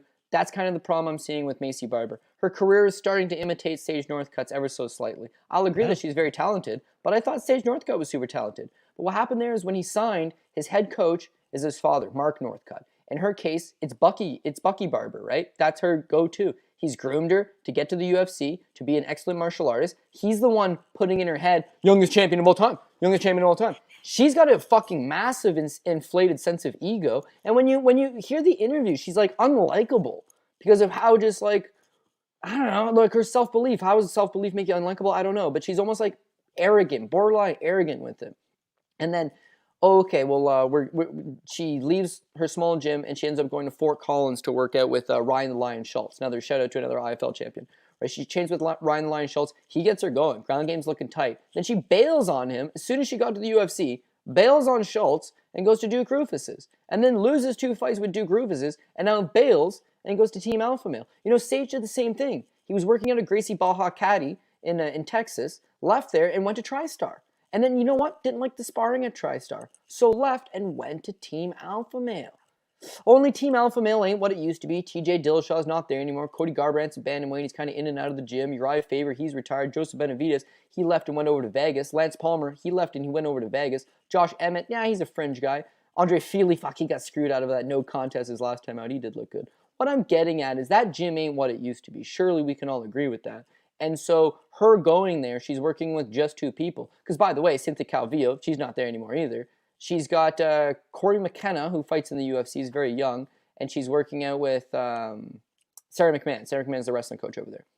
So, there's really only 2 bodies there. You've just started working with these people. You've bounced around from a couple camps. And your father's still a big driving force in your career. You're seeing the results. You blow out your leg against Roxanne Modafferi. Who in their fucking right mind signed the contract to fight Alexa Grasso? Why would that be considered a good fight? She's a fringe contender who's ranked in the top 10. That's not a comeback fight. You just hurt yourself. You're still only 21 years old. Why would you take that fight? But again, it's self-belief. Oh, I'll beat this girl. So what we see impressive, but we also see some holes, right? That first round of Macy Barber versus Hannah Cifers, I thought she won the first round, but she actually got outstruck 35-34 against Hannah Cifers in the very first round. The next fight against JJ Aldrich, wouldn't you know it, she dropped the first round and got outstruck by JJ Aldrich. But she's big, she's aggressive, she comes forward. She does the same thing to Jillian Robertson, a 6-4 in the UFC fighter, but you know, that's her biggest win, certainly. And then those step-ups haven't gone particularly good. With Miranda Maverick, I just feel like she's gone a complete opposite direction. She fought those early setbacks earlier in her career, and she's continues to just improve. Physically, again, you're going to see this on the scales in a few in an hour or so. She is in incredible shape. Clearly takes training, you know, very, very seriously.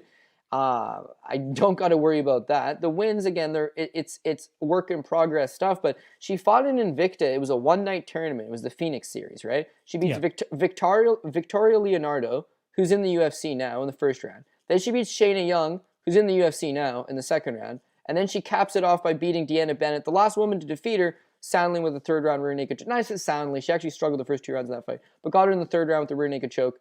Deanna Bennett's someone who also, you know, didn't walk right through, but has been competitive with someone like Liz Carmouche over in Bellator. So, savvy veteran, last person to beat you, third fight of the night, a tournament. You go out there, avenge that loss. You now have Victoria Leonardo, Shayna Young, Deanna Bennett. Nice little run. You follow that up by defending the title against Pearl Gonzalez, another UFC veteran. Now you come to the UFC. Joshua fight, I thought she got hit a little bit too much for my liking, but, you know, cut stoppage too is kind of a weird one, but she was coming on. She wasn't going anywhere, put it that way. She was just going to keep doing that rounds 2 and 3. And then the Jillian Roberts fight where you see Robertson take her down. You see her look over at her corner just like, she's just holding me. It's just like, don't worry, take your time, get back up. Gets back up. Striking, good, work in progress. Physically, very strong. Cardio, good, gamer. Probably does struggle to make this weight class, but when she does make it, oh baby. And Macy Barber, youngest champion, she's 23, she's making improvements. Maverick's 24, you know, they are pretty much the exact same age. They're both making improvements. I just tend to like more what I've seen out of Miranda Maverick. So again, looking at this fight, I really like the fight goes the distance, but at minus 200, I know people don't like me giving away those kind of picks. So I would say the Maverick by decision at plus 120. I just think that she's probably going to end up on the positive side of it. But this is not one of my go-tos. I'm not just writing Barber off completely. It's that we have to side with one side of the coin. This one, I believe that Miranda Maverick would be the wiser selection. And I think that because it's going to go to the decision, we can get a plus money tag by taking her by decision. the aforementioned Mackin Semizer went 1-1 and 1-0 contest in the UFC, and then gets let go off one loss to And Daniel never Pineda. fought again, right? No, he fought twice. He fought two more Okay. times after that. He fought about 5 months after he got released, and then 3 months after that. But then since then has never And then fought. never again. I was gonna say this is a guy that was dope, got released, don't know why. I guess he'd won 2 quick ones within a 5-month period of time, and then never fought again. But as far as him being a coach goes, I'm cool with that because I know this guy knows. I know he knows what he's talking about. You know, Yeah. he was a good fighter. For sure. All right, let's move on to the next fight here. I believe we only have a 5-fight main card since we had Aspen Ladd and Macy Kias on drop off. So 5-fight main card, regular start time. I believe it's 6 p.m. start time for the prelims, or 7 p.m. start time for the prelims, and 10 p.m. for the main card. But next fight that we got up is Darren Elkins against Derek Minner, and we got plus 130 on the damage and minus 150 on Derek Minner in this spot. And I think that this is a prime spot for possible recency bias on the Derek Minner side of things. Now, goes out there, gets his first decision win in God knows how long after going out there and just grapple fucking Charles Rosa.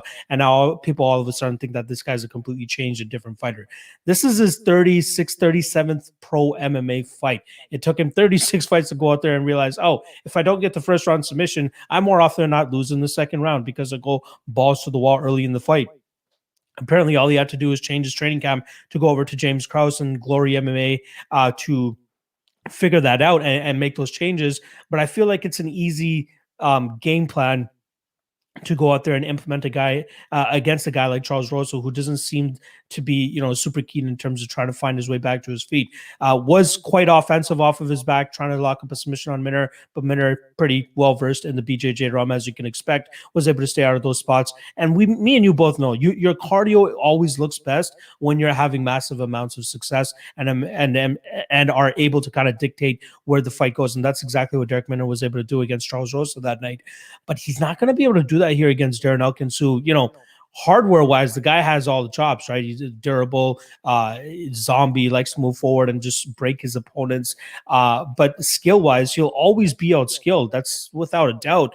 But it's just the other intangibles within MMA that he just absolutely destroys you on, which is why he's able to beat, the Mirsad Bektik's and the Chaz Skelly's of the world. And I kind of lump in Derek Minner into that category, if not lower. I do think he won't have as much success here against Darren Elkins. I think Elkins will be able to survive that first round and that possible, submission onslaught coming at him. But after that, I think we're going to see Elkins start to land his own takedowns, get some solid top control, maybe even get some striking off of his own. But I do think that his forward pressure, his clinch heavy pace, and just landing takedowns, if I'm not mistaken, he has a record for most takedowns in featherweight history at around 45 or 46 takedowns throughout his UFC career. And I think that's definitely going to play out for him here against Derek Minner. Now, a lot of people are thinking, oh, why would he just go into the advantage that Derek Minner probably has here?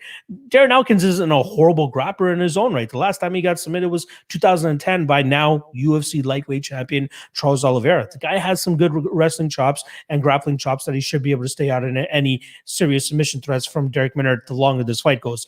Early in the fight, I'd be a little bit concerned in terms of, falling into a guillotine or something like that. But I feel like Darren Elkins is just too experienced and too much of a veteran to give up a choke like that.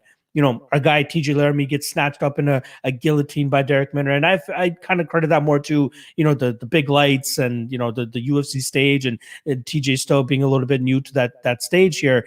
But I do think that Darren Elkins has seen it all. I think he's a decent underdog spot in this fight as well. I do think he can go out there and land the takedowns. The later that this fight goes, break Derek Minner and possibly either win this fight by decision or get another third round finish as we've seen him do in the past. So I do like Darren Elkins in this spot. I'm going to go out as an official pick. I'm going to go with Elkins by decision at plus 290. I think that line is absolutely crazy, but I'll also be sprinkling that Elkins in round 3 at plus 1,700, plus 1,400 at a couple of spots as well. So I like Elkins here. I'm interested to hear your take on this fight and whether you think that Darren or Derek Minner will be able to come out on the winning end. How do you feel about this? Son of a bitch stole my notes again. Yeah, this is my underdog on the card. I like Darren Let's go. Elkins. Yeah, I think it's totally recency bias. Okay, Derek Minner's made an entire career of this, so to think that he's changed his entire game on one fight, and that Glory MMA and Fitness is a good camp. James Krause is an excellent coach, but to think that he's completely revamped his entire game at this stage of his career, I just find it crazy to believe. he's always fails up in these step ups. No, the guy's actually 0-4 for LFA. 0-4 in the LFA banner. Yeah. Then he gets a Contender Series fight, which he loses his Contender Series fight. And then he gets into the against UFC. Herbert Burns, right? Yeah, definitely the bad Burns. But had success in that fight. Like you had some close submission attempts and stuff. Dude, he actually looked good in the first round. But here's the thing with Derek Minner. Derek Minner's a gas bag. Derek Minner gasses out all the time. No, I'm telling you. Okay, so this is his first. He lost his pro debut. He got submitted minute 13. Fair. Okay, this is his next loss. Chad Miller is actually a decent. Well, he was like a regional show veteran. Submitted in the first round, right? Then he loses to John Duvall, who was 5-6. He was submitted in the first round. Then he loses to Luke Sanders, pretty dope. TKO in the second round. Then his next loss, Jesse Arnett over in Canada. He got subbed in the second round. Gassed out, subbed in the second round. Lost to Chico Camus, who's a flyweight. They lost to Fernando Padilla. Is submitted in the first round. This guy's a grappler, by the way. Jordan Griffin. If you watch that Jordan Griffin fight at LFA 34, by the way, I recommend you watch it. It is a thrilling fight. He probably puts Jordan Griffin in half a dozen very tight submission attempts. And when Griffin pulls his head out, he's completely gassed. And Jordan Griffin submits him. It was like, oh shit. The next loss, Kevin Kroom. Kevin Kroom's TKO'd one guy in the last 5 years. Derek Minner. You know why? Because Derek Minner was fucking gassed out. Now you see him versus Grant Dawson. Gassed. He actually started really good against Grant Dawson. Attacked the guillotine. You know, almost caught him. The Herbert Burns fight. Geez, he looked good against Burns. Both of those fights, he gasses. Both of those fights, he ends up getting submitted. Now he comes to the UFC. Well, TJ Laramie's real young. He's never been in those bad positions. So whereas Dawson got his head out of those chokes, whereas Jordan Griffin got his head out of those chokes, whereas Herbert Burns got his way out of danger, those guys can get away with that stuff. TJ Laramie couldn't. And then he follows that up with the first decision win of his career, right? Has he ever won a decision in his entire career? No. The first time oh, that's a lie. He beat Marvin Blummer in 2015 by decision. Okay. Oh, and William Osborne 2013. All I'm getting at is that would be his third win ever, first in a very long time. And by the way, again, do your tape study. Go watch that fight. He is gassed the entire time after the first 3 or 4 minutes. The thing is the takedowns are so easy against Charles Rosa. He gets them easy. He establishes guard. He stays on top. He wins the rounds. But he's huffing and puffing. And when he goes back to his corner, James Krause is on him like, man, you got to keep this up. You got to keep this up. He's able to do it there, but Charles Rosa can't defend the takedowns. Against Darren Elkins, Elkins is going to make him work the entire time. Elkins just puts a much different pace. First of all, you already mentioned the fact that he hasn't been submitted in over 10 years, and the last guy to do so was Charles Oliveira. But beyond that, he's got the wrestling advantage. He's a better wrestler, wrestled collegiately. He's full-time out of Alpha Male. He's been there for a long time. He's worked with much better guys on a routine basis. And it's like, well, who are the guys that take down Darren Elkins? Oh, shit, I see Ricardo Lamas took him down 3 times. Okay, former title challenger, former junior college All-American. Alexander Volkanovski took him down. Okay, he's a world champion, former 250-pound rugby player. Oh, Dennis Bermudez, okay, wrestled collegiately. Mirsad Bektic, okay, absolute specimen. Hakrin Diaz, okay, Novi Yao, gas bag. He was definitely on the juice back in them days. Yeah, if you're elite level, you can take down Darren Elkins. Besides that, you're just going to have to just work and work and work. They call him the damage for a reason. Not because he's inflicting it on you, but because he just takes a whole lot of damage and keeps on trucking forward. His fight with Nate Landwehr, and the guy's not even a striker. He landed 121 significant strikes and a takedown. Some people thought he got robbed. That fight with Grigori, 7 takedowns. Look at Grigori's face. He's like, man, why isn't this guy leaving me alone? Just keeps grinding on him, right? If you're not going to submit him and you're not going to knock him out, you're going to have to fight this guy to the death. And whereas good level guys can do that, I don't think Derek Minner is the type of guy to fight you to the death because he's going to get tired. He's going to get tired. And so I know you love those third round finishes, and I really want to just take an Elkins by decision, but yeah, this is live for an Elkins inside the distance. Now, the Elkins by TKO is like plus 800, plus 900, and the Elkins by submission was plus 500. Elkins inside the distance is plus 350, so it's not as good of a price, but at least it covers you on both sides. But beyond that, I would just take the Elkins straight up money line because you're already getting good plus money on it. And if you want to do a little sprinkle on a punt play or something, Elkins round 2 or Elkins round 3. I think the first round is competitive. I think Minner probably locks up a few of those guillotine chokes. I think Elkins works his way out of it. In that second round, you're going to see Elkins maybe slowing down a tad, but you're going to see Derek Minner is going to be visibly a different guy. The takedowns won't be as easy. The submission attempts won't be coming as frequently, and you're going to see Darren Elkins wear in this guy. And whereas Darren Elkins is not big on TKOs, by the way, it was like plus 900 for a Darren Elkins TKO, whereas he's not big on TKOs. Again, we saw Kevin Kroom do it. Once he's tired, and once you're on top, the ref's going to stop it at some point. He does tend to give up submissions more than he does TKOs, and that's why the line on the submission is only plus 500. But like in my mind, when I play the fight in my head, it's like I wouldn't rule out an Elkins TKO sometime later in the fight. But regardless, you can get plus money on him straight up. That would probably be the smartest play. But because we're in the business of taking parlays, I'm going to give up Elkins inside the distance 350. Yeah, I do like the inside the distance over picking his legitimate prop, right? Like in terms of picking the KO or submission. And we saw this past week with Nascimento, right? A lot of people thought he'd get the submission, goes out there and gets the TKO. I was one of those people, yeah. Right, Yeah, exactly. yeah, And then you miss out on cashing a ticket rather than taking the inside the distance. Last thing I'll say about this matchup, a lot of people are banging on Darren Elkins for getting rocked and hurt by Ryan Hall, who obviously didn't have a great performance his last time out against Ilia Topuria. But like, how is Darren Elkins really supposed to approach that fight? We know what Ryan Hall does. He throws that spinning shit, and he does cover good distance and does it pretty well with good speed with throwing those spinning heel kicks, which is what he was able to drop Darren Elkins with. Darren Elkins, we know he wants to go for the takedown, but does he really want to mix up with Ryan Hall on the ground? So I'm sure he was kind of in like a gray zone in terms of the fuck do I do? Yet I still have to deal with this unorthodox striking that's coming my way. So yeah, I don't care that he got hurt and rocked by Ryan Hall. I'm sure the perception of Ryan Hall right now isn't the greatest, but he has some good spinning kicks. Let's give him that. And he throws it with speed and he covers great distance with it. And Darren Elkins doesn't really react the greatest in terms of getting out of the way of big shots because he just likes taking it on the chin. But not to mention, again, getting clipped on the side of the head with those types of strikes. I'm not going to fault him too much for that. I think people are reading way too much into that. And you're going to say, brother?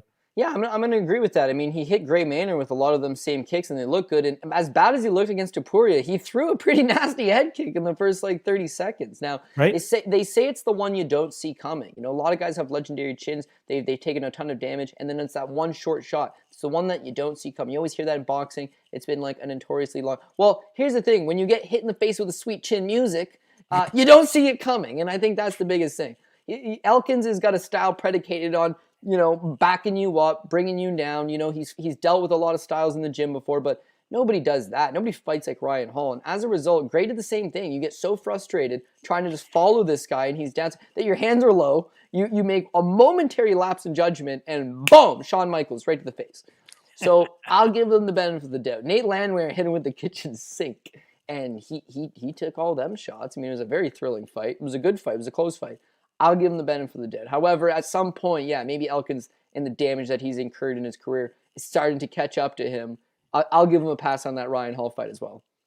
I like it. All right, let's go on to the co-main event. This one I'm very much looking forward to. We got Kyler Phillips going up against Raulian Paiva. Paiva up at 135 pounds now, and I had to hit up somebody from Team Alpha that we both know, Mike Malott. I had to get to him and be like, hey, what are you seeing from Paiva? What do you like about the kid? And the first thing that he said right off the bat, how the fuck was this kid making 125 pounds? Stupidest decision he's ever made for his career. And now the fact that he's at 135 pounds, he truly likes that and thinks he could definitely thrive at this weight class. Now, Paiva, most of us will remember him from his last attempt at trying to make the weight, botching the weight cut, and then obviously not ending up fighting. I'm trying to recall the opponent right off the top of my head, but I can't. But he did kind of have to fall out of a fight due to his unsuccessful weight cut. But now having to cut 10 pounds less, I think it would definitely benefit him, especially inside the cage. Not to mention, he is taking this fight on somewhat short notice. I'm not too mad at that. I believe he's stepping in for a half yellow Sunsao, which would have been a huge fight for Kyler Phillips. And that just lets you know where the UFC actually puts Phillips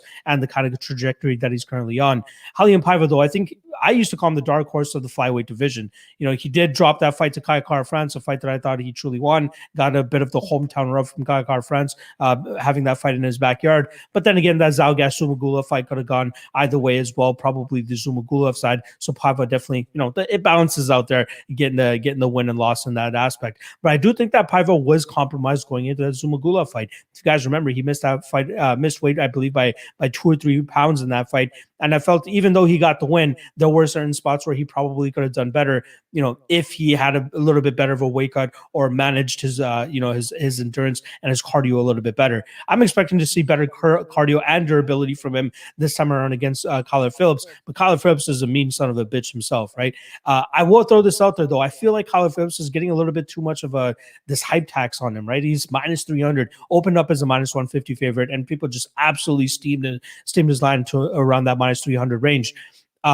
I think they're just automatically overlooking Paiva. And a lot of people are just going to be like, look, he lost to Zumagulov last time around, and he was giving up takedowns here and there. But I do think he was slightly compromised there. I think Paiva has a great striking game, good Muay Thai, black belt in jiu-jitsu. Another guy going up there to Team Alpha Male to try to round out his game, which will hopefully help his takedown defense, which is already pretty good. But we did see Zumagulov had some success in terms of dragging the fight to the ground at certain points when he wanted to in this fight.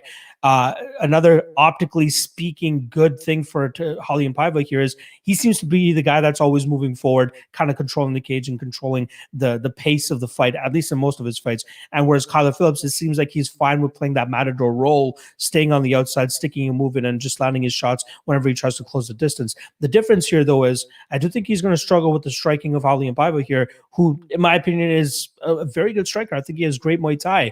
We saw Gabriel Silva, even though he didn't win a round off of Kyler Phillips, he was having success marching down Phillips and just landing some good shots.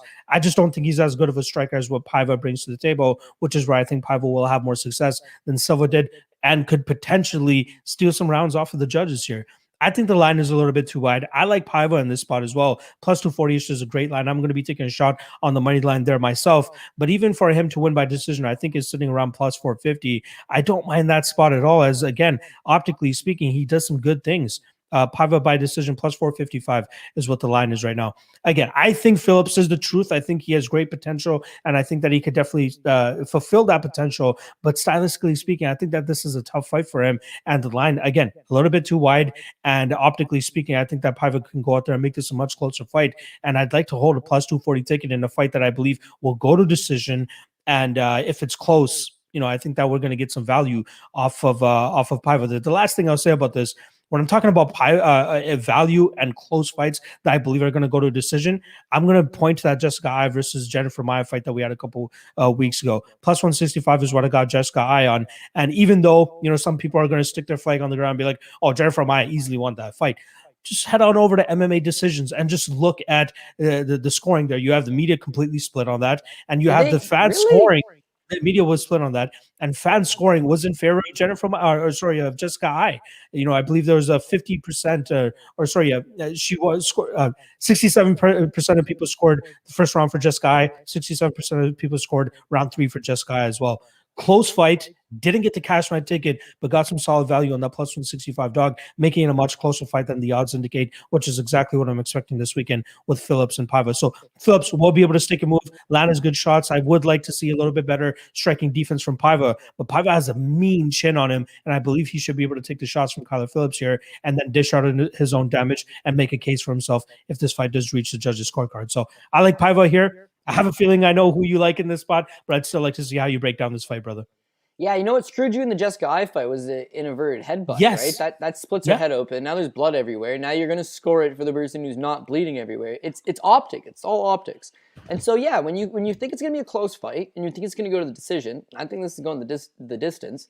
Yeah, why not take that plus money play? I agree with you, but I do find myself going with Kyler Phillips. The only way that Kyler Phillips loses this thing is if he's able to get broken late. Paiva is capable of doing that, but what I'd rather do is instead of betting the Paiva ticket right now, I'd rather bet the Paiva ticket after the first round. Kyler Phillips is going to be way faster than him. He's a better athlete. He's got the faster hands. He's got a better kick arsenal. And he's going to be able to mix in those takedowns. But what we did see Kyler Phillips against Song Yadong is he definitely started to slow down the longer that fight went. And of course, by the numbers, he got outstruck like 67 to 55 by Song Yadong. It was a close fight. It was a good performance by him. You see how talented this guy is. You see where his ceiling could potentially be. But against pressure fighters that are going to keep coming after him and throw good volume, it's going to be a problem.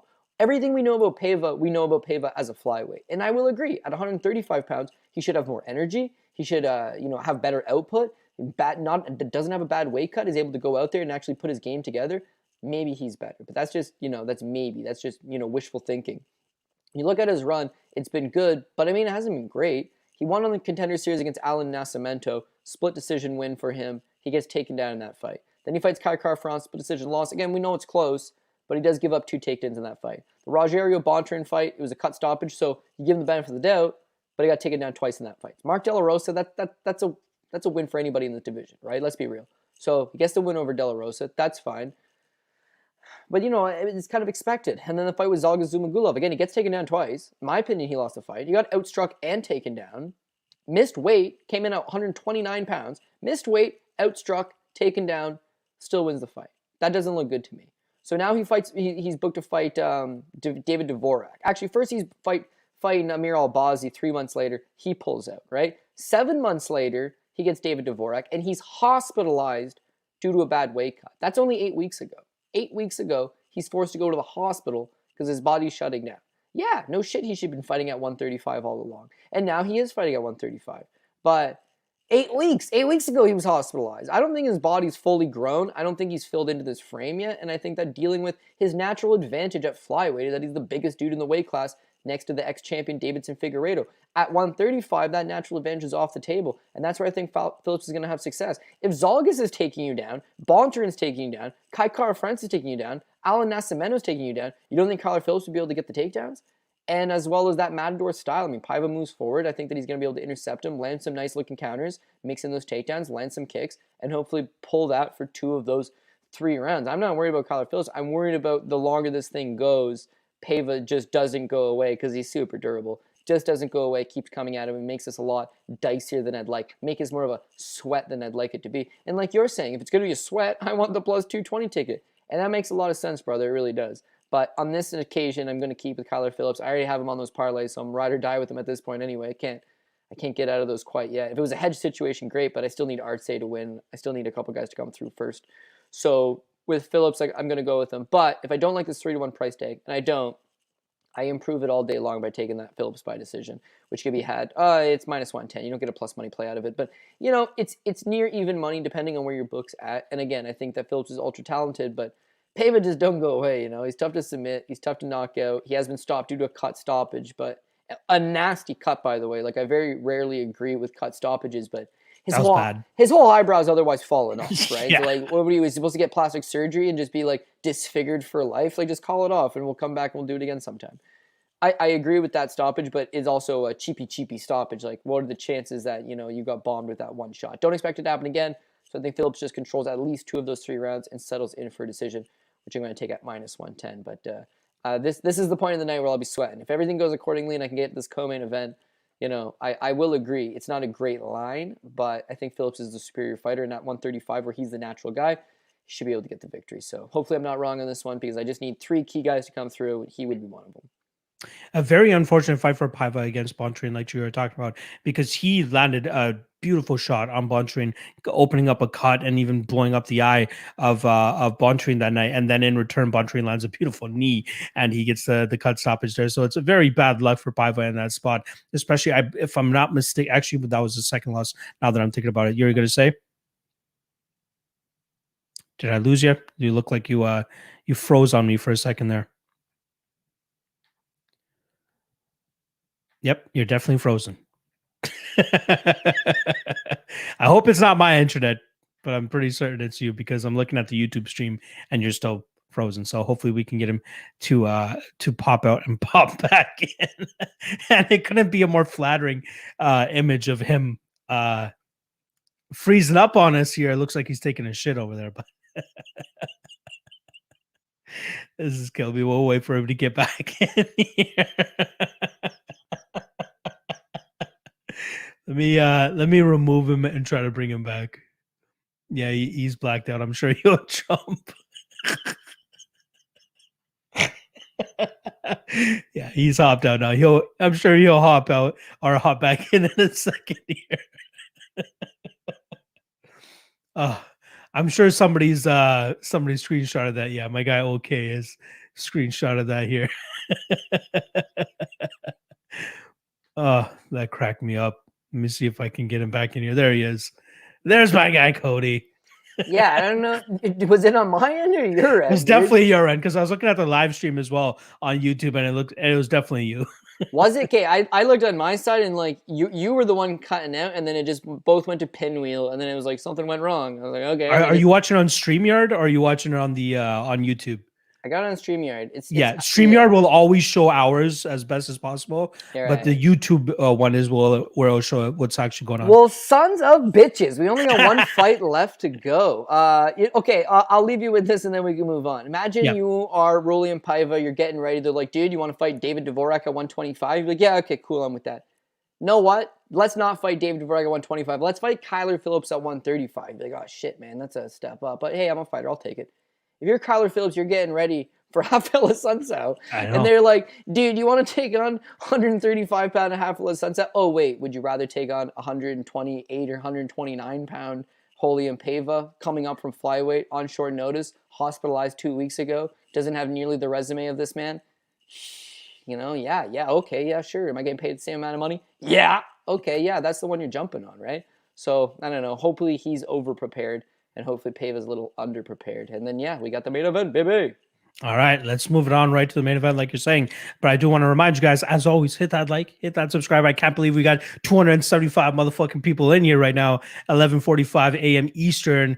But I kind of like it. I gotta say, I kind of like it. So shout out to all you guys watching the show with us. Make sure you guys hit that like, hit that subscribe, and then obviously show my guy Cody some love on his YouTube channel as well. The link is in the description below. All right, let's fucking move on to the main event here. Big bantamweight scrap. We got Cody Saftic taking on TJ Dillashaw in his first fight since getting popped for EPO after he had lost his 125-pound debut against Henry Cejudo. I believe that was January of 2019. So he served his suspension. He is back in the game now. Looks a little aged from some of the pictures I've been seeing circulating online, but he still looks in damn good shape. I'll definitely give him that. And I'm sure he's happy that he doesn't have to cut down to 125 pounds this weekend. Back at his natural weight class out of 135 pounds. And I feel like people are... Like, there's so many unknowns in this fight, mostly on the TJ Dillashaw side of things, right? Like, how is he going to look after such an extended period of time off? Now, I don't believe he ever really let himself go, right? He did have a couple of surgeries quickly thereafter after he got suspended. So I'm sure he had a couple lingering issues that he wanted to get taken care of, especially now that he had 2 years to do fuck all. But after he had recovered from that and gotten back to 100%, it seems like he's been helping out his training partners, Juan Archuleta, Cub Swanson, those guys out of the training lab over there in California. So he's been staying active. He's been staying around the games, and he's definitely been staying familiar with it, which will definitely help him once he steps back into the cage this weekend. Now, TJ obviously seen as one of the bantamweight goats, especially the run that he was able to put together, especially after dispatching of the monster Renan Barão back at UFC 170, whatever it was. But that was probably one of the greatest performances I've ever seen, especially for a guy coming into that fight as a plus 400 underdog. I remember like that week after that fight, I probably watched that performance 3, 4, or 5 times because that just from beginning to end, absolute brutality from TJ Dillashaw, and nobody expected it, which made it even better. We know what he brings to the table, right? Great footwork, good striking from the outside, good combinations, does a lot of like misdirection type of stuff to kind of trap you and then eventually capitalize on that. But the ace in the hole for him in this spot, I think, is going to be his wrestling, and that's definitely something a lot of people have been talking about throughout this fight week. The issue is he going to be able to sustain that over 5 rounds, which is what I think he's going to need to do here. Especially with the grapple heavy game plan, we know how much that taxes the cardio and the gas tank, and that's what a lot of people have been accusing TJ of. Is the guy's been on shit his whole career, which allows him to go a full 5 rounds of doing that type of work and that type of output. So let's see if he can actually do that first and foremost. We definitely know that's a little bit of an Achilles heel to Cody Saftic. And if we've seen any Achilles heel from Sandhagen, it's been from the grappling aspect. On the feet, I think Sandhagen will be the slicker striker, a little bit faster to the punch as well, which should cause TJ Dillashaw some problems here. And this is a very tough fight for Dillashaw to come back to after such a lengthy layoff. And now, obviously, after something so dramatic like you saw the suspension. But, me and you have heard the talk around the town. A lot of people have heard it now too, that, Sandhagen used to get the better of Dillashaw. And Dillashaw even admitted it, a couple of years in one of his interviews where he's talking about getting lit up by a 1-0 pro, 2-0 pro, and it only fuels his fire to try to get better and top those types of guys. But he called for this fight, right? He could have easily said, I want to sit out. I want to wait for the title. I vacated the title. Give me my title shot again. But obviously with Petr Yan and Aljo having their situation going on and having to rematch, he's like, the next best thing is probably Sandhagen, and for good reason. Now, a lot of people believe Sandhagen is the toughest threat to Petr Yan for that bantamweight strap, but he's going to have to get through TJ Dillashaw here, which I think is going to be a very tough task for him to do. I will say one thing about this. When I did Clinch Show earlier this week, I kind of broke down Cody Sandhagen's finishes and kind of compared it to the fact that I don't think that TJ Dillashaw will get caught in those similar situations. So like starting off with the Austin Arnett fight, body shot KO, is what it is. You can catch almost anybody with that if you find the right spot at the right time. a lot difficult, very difficult to do. The Yuri Alcantara fight goes out there and almost gets his arm snapped in half for the majority of that first round, but he survives it, gets through it, and then absolutely TKOs a gassed out Yuri Alcantara in round 2. Armbar victory against Mario Bautista, good win for him there. Split decision against John Lineker, good win. Unanimous decision over Rafael Sansa, good win. The loss to Aljamain Sterling, got to chalk it up to Aljamain Sterling just being the much better grappler in that situation. Marlon Moraes just puts an absolute clinic on him, gassing him out as well, and just, overloading the fuses of Marlon Moraes, and then eventually landing that wheel kick to put him out. And then the Frankie Edgar fight. We know Frankie Edgar's chin, but then again, that would knock out anybody. That would knock out anybody. Exactly is what I was about to say. Yeah. That would knock out anybody. But I'd be surprised if he caught a guy like TJ Dillashaw with that type of move there. So what I'm trying to get to is that a lot of unknowns in this fight. I do like the fact that TJ will have the grappling advantage in this fight and has that wrestling to lean on if he needs to. And the last time we saw him lean on it was against a guy like John Lineker, who had massive power in his hands and he wanted to stay away from it. I think he should be successful with takedowns here. My only question mark is how long is he going to be able to maintain that before he eventually runs into something that Cory Sandhagen is going to be able to muster up, trap him with, and then eventually knock him out with.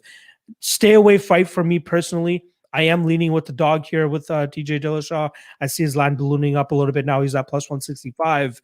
I like Dillashaw by decision. I think that's the best way for him to win this fight. Again, with the grapple heavy approach, plus 420. I've seen a couple of people with some takes out there saying that Dillashaw by submission is a possibility at plus 1135. I think I'm going to pass on that myself. But yeah, Sandhagen knockout or Dillashaw decision is kind of where I'm seeing this fight goes. I'm looking forward to hearing your breakdown if you see anything different than I do. But ultimately, in terms of a prediction for myself, I'm going to go with Dillashaw by decision at plus 420. How are you seeing this going down? I mean, it's the main event of the night. It's a great main event. It's a great looking card. So you want action on it. But I mean, realistically speaking, there's just not much action to be had here. I like Cory Sandhagen personally, but I'll be the first one to admit the line's off. I mean, TJ Dillashaw is nearly a perfect fighter. I've been on record saying this years ago before he got popped with the EPO. And if he's a different guy because of the EPO, fair. I'll eat my words there.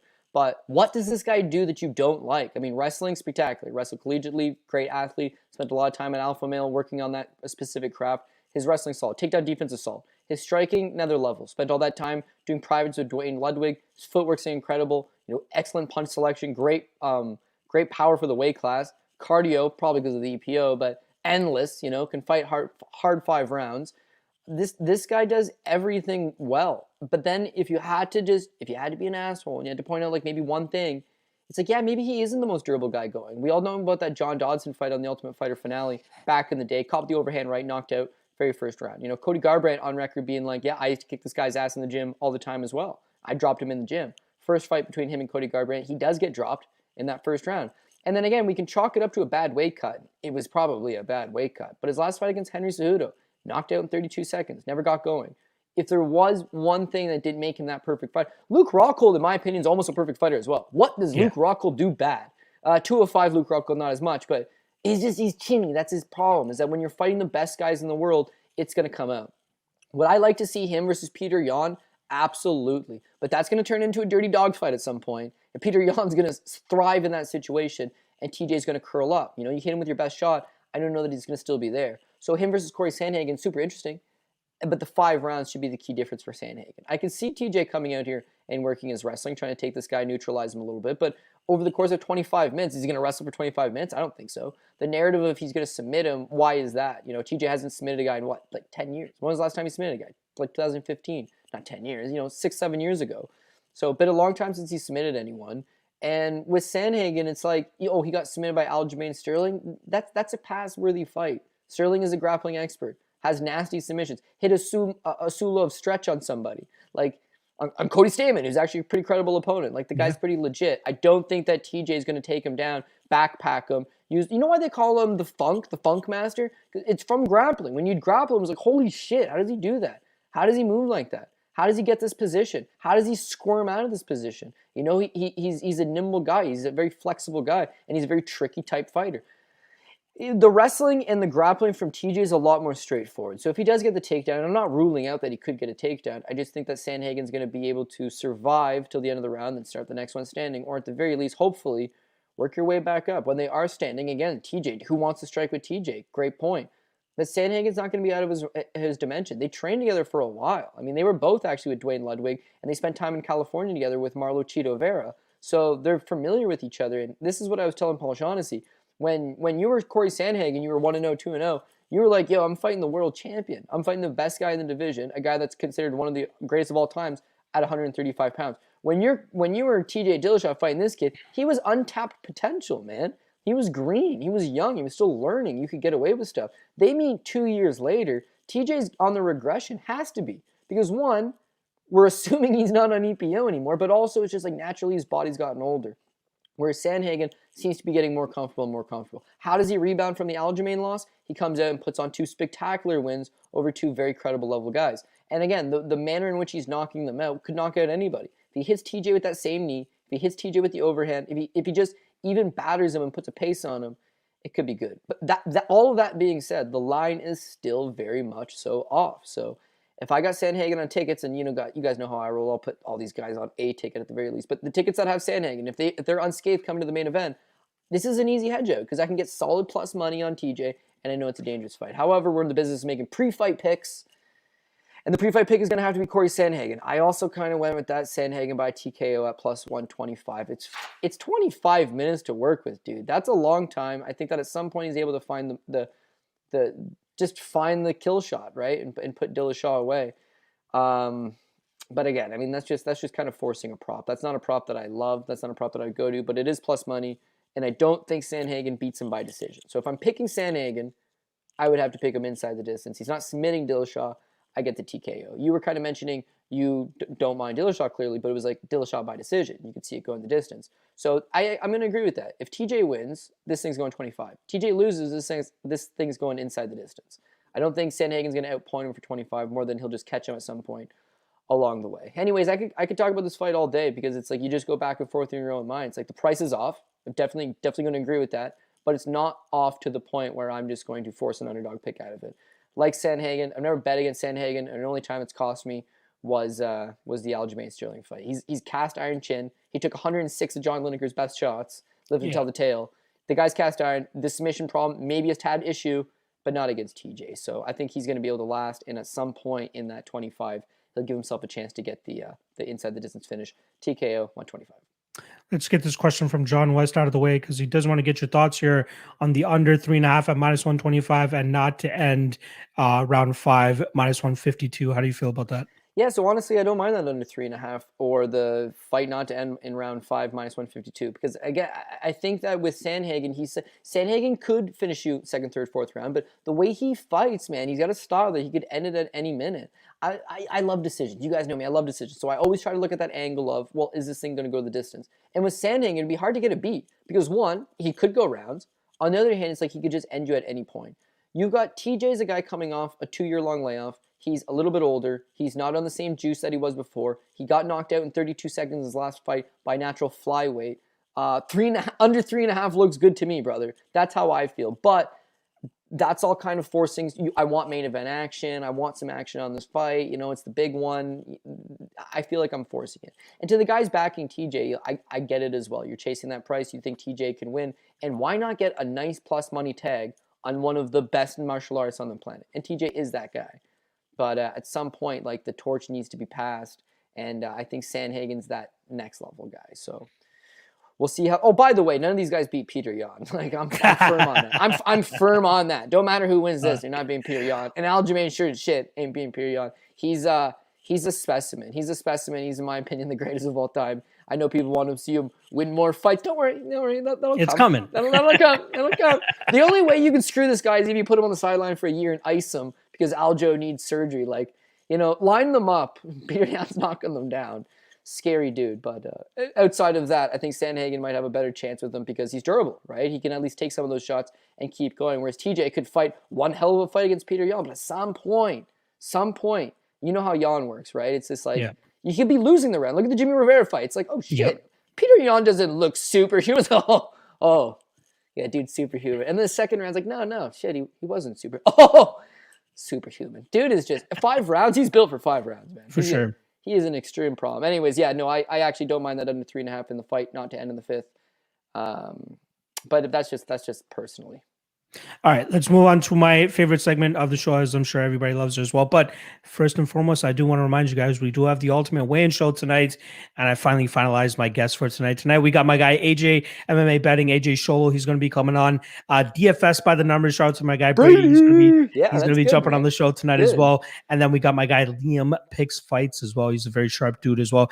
Now I'm getting around to start repeating guests, so you guys have definitely seen these guys on the show before, and now it's time to start bringing some of these guys back that absolutely killed it. And these are 3 dudes that absolutely killed it. So make sure you guys tune in tonight, 9 p.m. Eastern, as we break down the fights for you guys one last time, especially with us having the weigh-ins in mind now, which start off in a couple minutes here. So I'm going to be jumping on over to there once we finish this up. All right, let's get into the 3 best bets that we got for you guys as soon as my PowerPoint will catch up. There we go. All right, I'll start things off as always. My first one that I like, Punahele Soriano in round 1, plus 300. I like that spot there. I'm going to have to take a shot, considering I believe Brendan Allen has some durability issues. He's been knocked out in the past, and Soriano we know can crack like a motherfucker. So I do like Punahele Soriano to get that first round knockout, plus 300. I love that line there. Second up, I got Eubanks inside the distance at plus 170. Now, historically speaking, I know she's not much of a finisher, but I feel like there is enough of an advantage for her on the ground here to potentially find that finish.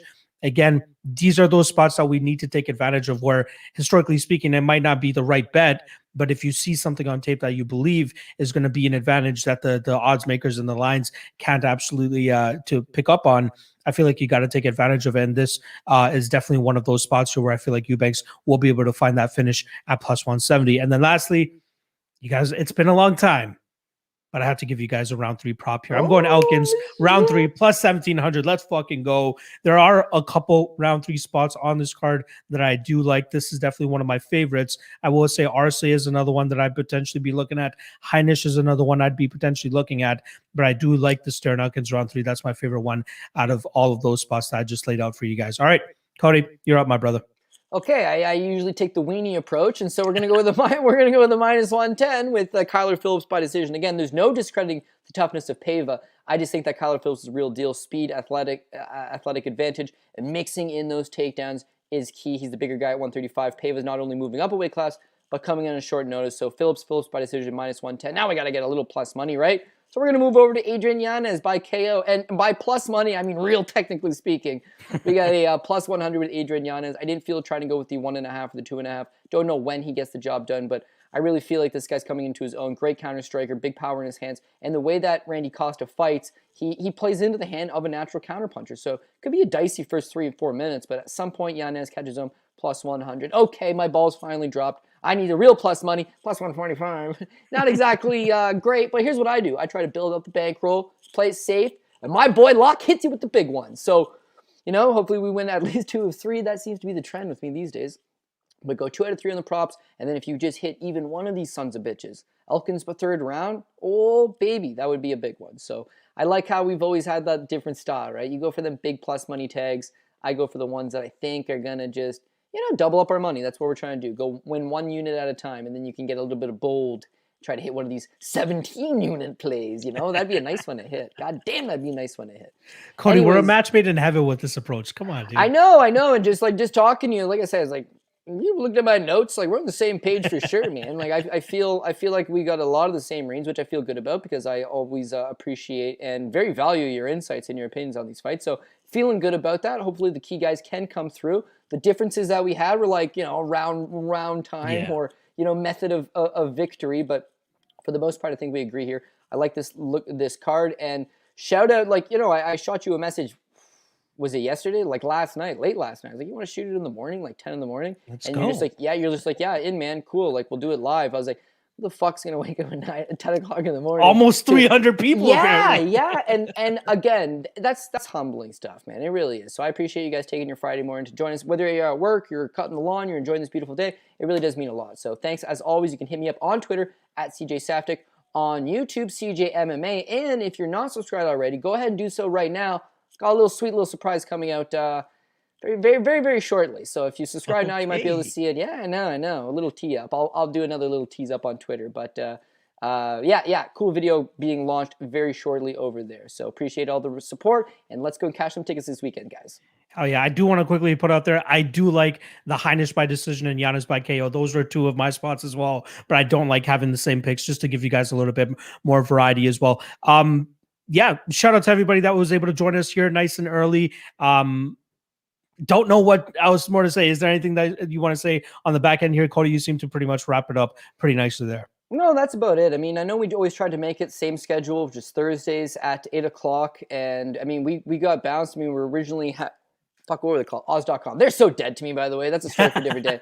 But I mean, like, originally they gave us a cool platform, and I felt like we built a little community. There was some awesome guys came in the chat room. They used to, like, monitor it a bit. Some guy would be like, fuck you, dickhead. And they delete it, right? We don't even have it anymore. We just let it go, and people are super respectful. Again, I think we're doing a great job of bringing people to the same page. But then we had to move it, and then it was Thursday, 8 o'clock, and we're doing that. And then last week, scheduling error. And I can see a lot of these scheduling errors coming up in the future. Again, it's a really busy time of year, really a lot of things going on. I never want to get people to pay for the show. I flirted with the idea of, like, maybe we just throw it on Patreon for $5 just to make it worth it while for everyone. But I want to give you guys free content. That's kind of always been the aim. So I just appreciate that you guys were able to tune in at 10 or catch the replay on YouTube, that you still support us, respect the show, and all that. So again, I mean, I know I probably wrap up most shows being like, oh, the fans are the best, but they are, dude. I'm just a rambling guy with some opinions, right? It's them that come in, tune in, and keep me going, give me the positive action. And then when we crush tickets like we did last week, fully on 10 on crushing some tickets this week as well.